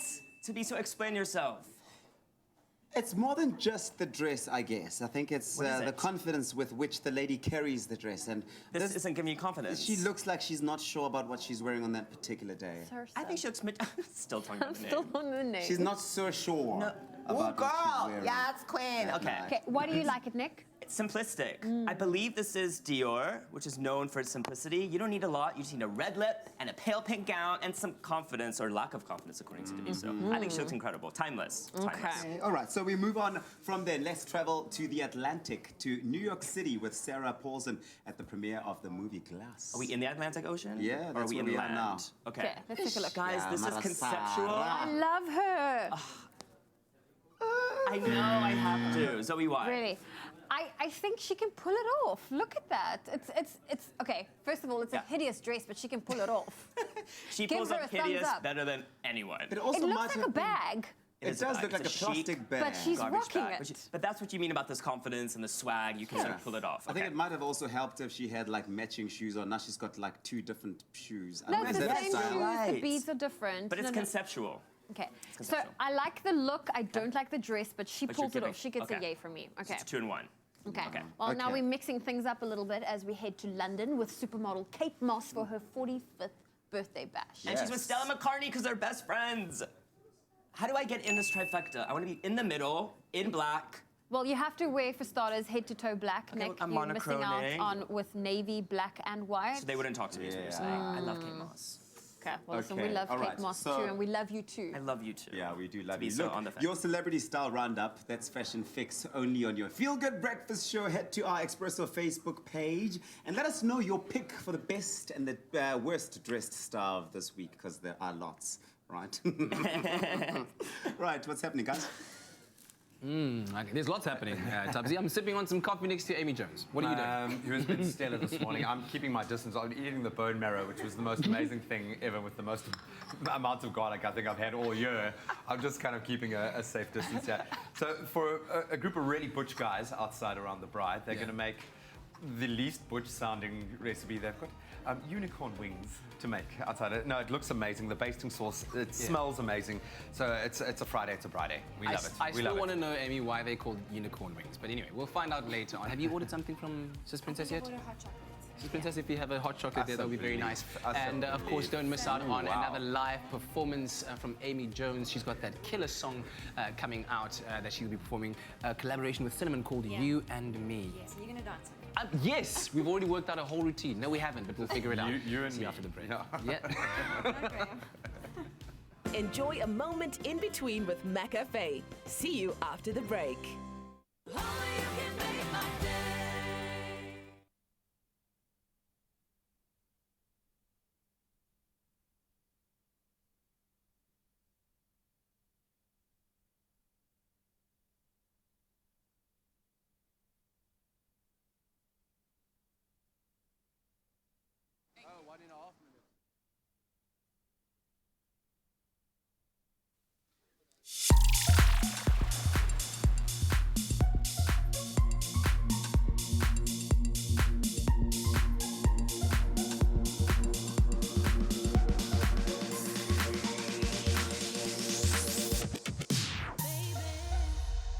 Maybe this is who we are.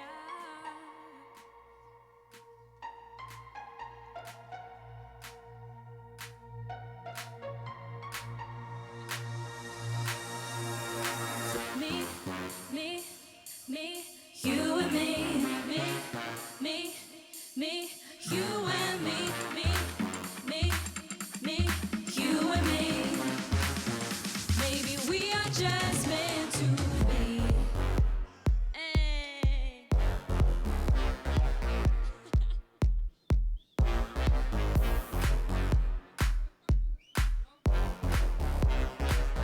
Maybe we are just meant to. I know.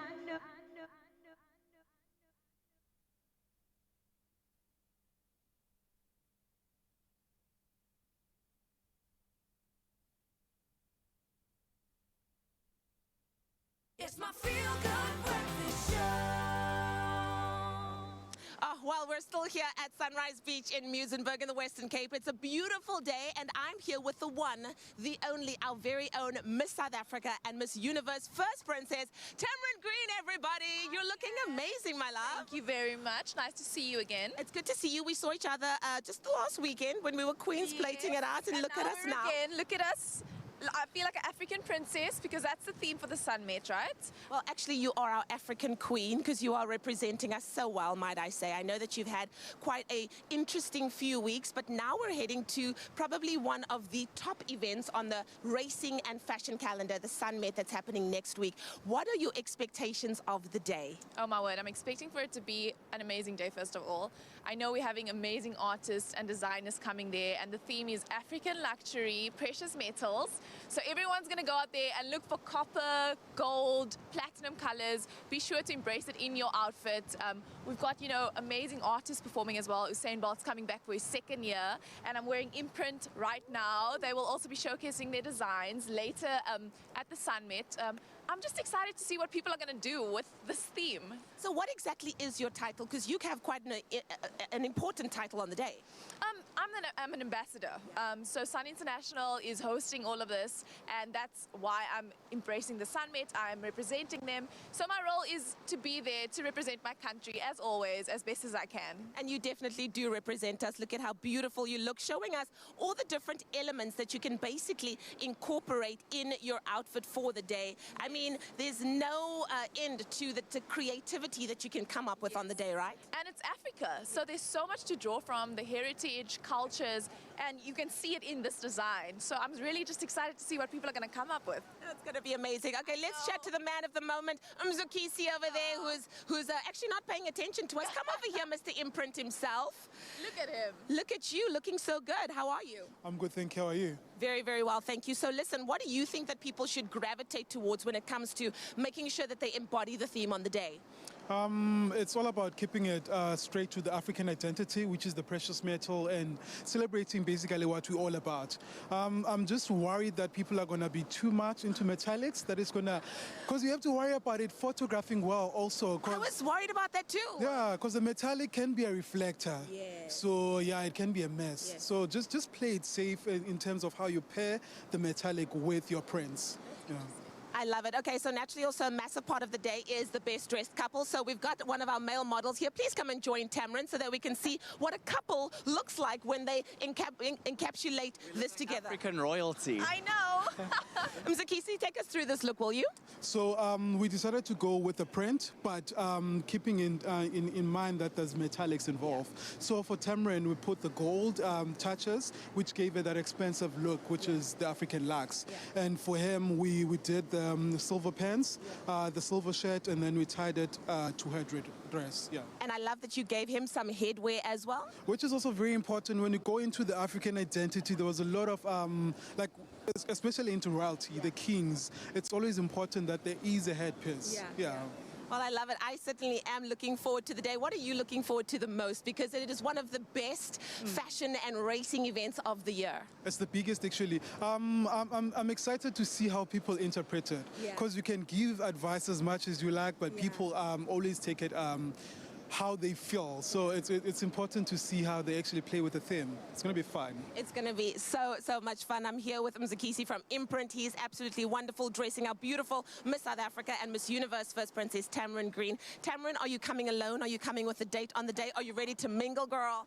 No, I'm coming alone. I'm coming to do my work, and then afterwards I'll be mingling all the way. I will be mingling too. I'm also coming alone, but that's the story of my life. Let's head back to studio. Of course, the Sunmade happening next weekend, Saturday, the 26th of January. It is going to be absolutely amazing. So make sure that you have your outfit on point. We'll, of course, be bringing you tips and a whole lot of different things that you can use to get yourself ready for the day. Coming to you live from Sunrise Beach right here in Muizenberg. It's a beautiful day, and I'm with Tamron Green. How could it not be better? I mean, life made.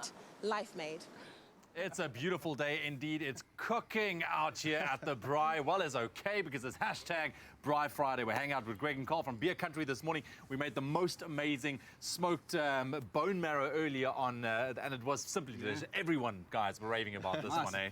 I even actually phoned my dad. I was like, Dad, listen, this weekend, that's what we're doing. Right now, though, we're making unicorn wings. Yes, absolutely. Hey? First and foremost, what is unicorn wings? Why is it called unicorn wings? Oh, because they taste like sunshine and rainbows. Yeah, could have guessed. It's you know, chicken wings are one of our favorite things to do on the Brite. They literally are the tastiest part of the chicken. Yes. And yeah, a while ago we did them at one of the functions we were doing at one of the breweries, and someone said this is too tasty to be chicken. Okay, there's got to be a unicorn. Let's label them unicorn wings. Unicorn wings, yeah. I mean, this is always like it's a cheaper meat as well, so it's very easy. Wings to are get economical, them. Exactly, it's economical, and come on, you can't go wrong with chicken wings. No, well, you've got all that flavor in a neat little piece. You've got all the connective tissue, the skin, the fat, all the dark meats. Yes. Yeah, everything's there. It's delicious. Right, guys, let's put together some unicorn wings. Also from your book, eh? Yes. You get it in there. Beer, food, fire. Definitely something that you need to get yourself, or maybe as a gift going into 2019. 100%. Carl's going to mix up the marinade quickly.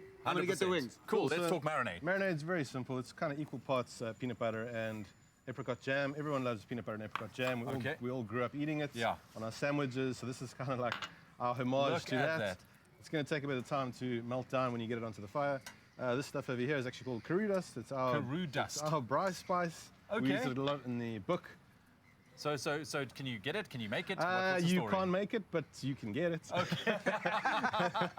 And in the book, there's a couple other alternatives in there. Okay. We've got some sriracha sauce. Sriracha sauce, if you've never had it, is one of the best flavored sauces. Spice. Yeah. There you go. I love the smokiness of that spice. Yeah, very nice. And then a little bit of beer. And it doesn't look like much now, but when it gets onto the heat, it's all going to melt down and go all nice and sticky. Okay. Absolutely, man. And also, what's nice is you make it on the fire. On the fire. Okay. Cool. So that's going, and then what happens? That'll go there. Magic of television, we've got one mixed up here already. You know, beautiful. Easy like that. Okay, so that's what it looks like when it's nicely melted. 100%. So we're just going to dress these quickly. You do want to put a little bit of it on afterwards. Okay. The sugar in the jam will caramelize beautifully. Yes. And the peanut butter gives you this kind of umami, like satay kind of vibe. So we're going to do this. So do you marinate the chicken wings with that particular sauce before you brite, or? No, What do you do? no, This that's is just literally for, afterwards. it's like a basting sauce. You know, our kind of tips for cooking chicken wings is you take the tip off, Yeah. gives you more space on the braai, they're easier to handle. Also, Okay, don't okay. tell anyone, we bar cook our chicken. I see, okay. Yeah, the chicken police are still to come and catch us. You know, it's... You know what? At the end of the day, if it's delicious, it doesn't matter. Absolutely, because you're just going to 100%. enjoy it. If it works so, and it's so do you good. prep your chicken wings beforehand any special way? Or We normally just put a bit of curry dust on them, Yeah. roast them off in the oven for about 20 minutes, Yeah. just to get them going. Nobody wants to get to a braai and there's like, you've cooked chicken for so long and it's still pink on the bone. Yeah. Rather just par cook it a bit, get all that good flavor, color and smoke on there at the end. Easy, easy, easy. But the magic is that sauce to make your unicorn wings. SMS the keyword chicken to 33728. That's chicken to 33728. The recipe is in the book. When can people expect the book, guys? The book is going to hit shelves first week of Feb. Yeah. It will be nationwide, so literally the perfect Valentine's gift for anybody. Okay. Anybody. Anybody. 100%. And I mean, if So- you want to be a little bit more adventurous in your braaiing maybe this year, maybe that's a New Year's resolution, then that's the gift to go for. Okay, cool, man. Are we going to taste? Let's go. Let's get in there. Let's go. Okay, wait, this one's got a lot of sauce. I'm going to try this one out first. Oh, that's hot. That's hot. That's yeah, hot. it is hot. That's rather hot. Hang on, I just want to have a little bit of a taste. Are die vingers is nie ingebraai nie, hè? Wow. Nee, my bro. We braai this holiday. Oh. That's It's sauce. a messy chicken wing. But it's not a chicken wing if it's not messy. Yeah. That's the thing. You get the peanut butter, you get that sriracha in there as well. A little bit of a beer hint as well. Absolutely delicious. Gentlemen, lovely. Thank you very, very much. Good to see you. I would say I'm sticky. It's all good. It's all good. Listen, check out their book, Braai Food Fire, or Beer Food Fire. It looks absolutely amazing. And these guys will be back with us next week to share some more inspiration in terms of braai recipes right here on your Feel Good Breakfast Show. Have a lekker weekend, guys. Thank you. Lekker. Thanks, man. Get in, yeah. Oh, man, I love that Ewan always eats everything, but he never gets dragged for it. I'm the one that's always being dragged for eating everything. I see you, Ewan. okay. Listen, we've had such a feel-good Friday so far, so much inspiration for the Met that's coming up, the Sun Met, and I hope you're taking notes for what to wear when that comes next week. That's right. Well, listen, we still have one more performance. Amy Jones with us in studio. She's going to perform that track where she collaborated with Cinnamon, You and Me. We'll see you after the break.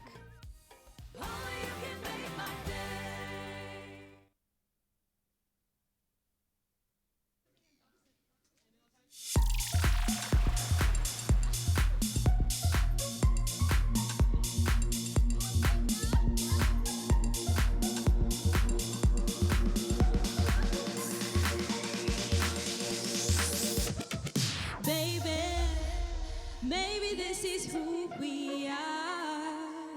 Maybe you and I are meant to be. Maybe this is all about you and me. Come on, everybody. Me, you and me. Me, you and me, you and me. Maybe we are just meant to be.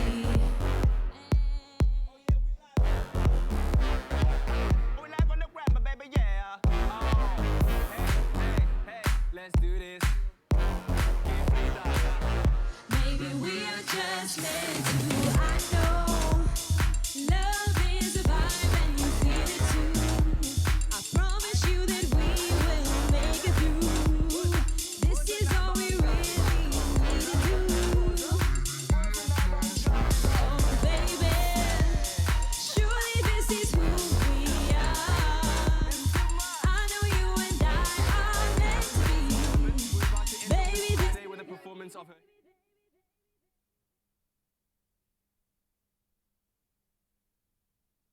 It's my feel-good breakfast show. I'm seriously excited as we close off this Friday edition of your Feel Good Breakfast Show. Amy Jones has been absolutely amazing. I know you've been loving her. We've been loving her. Thank you once again. Wishing you all of the best. And you're ending off with this song that has just catapulted you to the top of the charts. Yeah. It's called You and Me. Yeah. Let's go. Are you dancing? I'm here.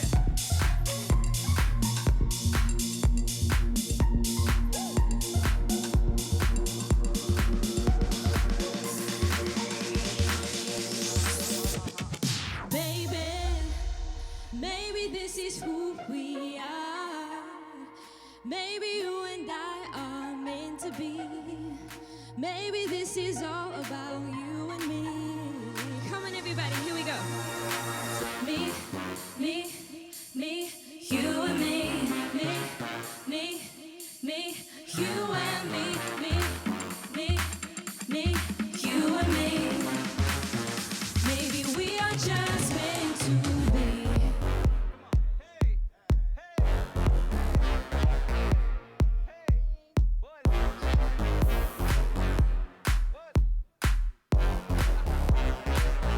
Maybe we are just meant to. I know love is a vibe and you feel it too. I promise you that we will make it through. This is all we really need to do.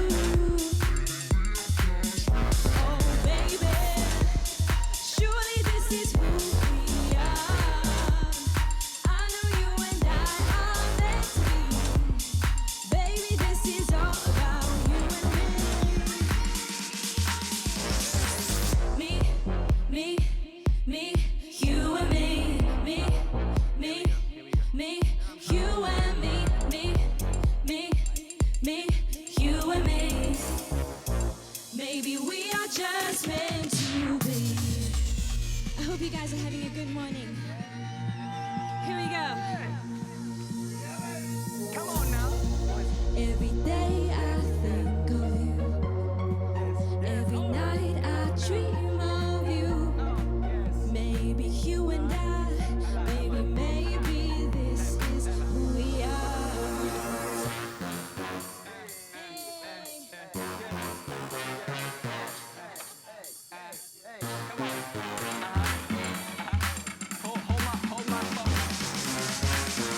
Maybe we are just meant to be. Night level, I hear.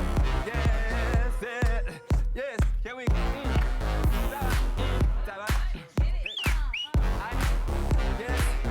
Maybe we are just meant to be. Me, me, you and me. Me, me, me, you and me. Me, me, me, you and me. Maybe we are just meant to be. You and me. Hippie dance, hippie dance, hippie You and me. hippie dance. You and me. Maybe we are just meant to be. Thank you so much.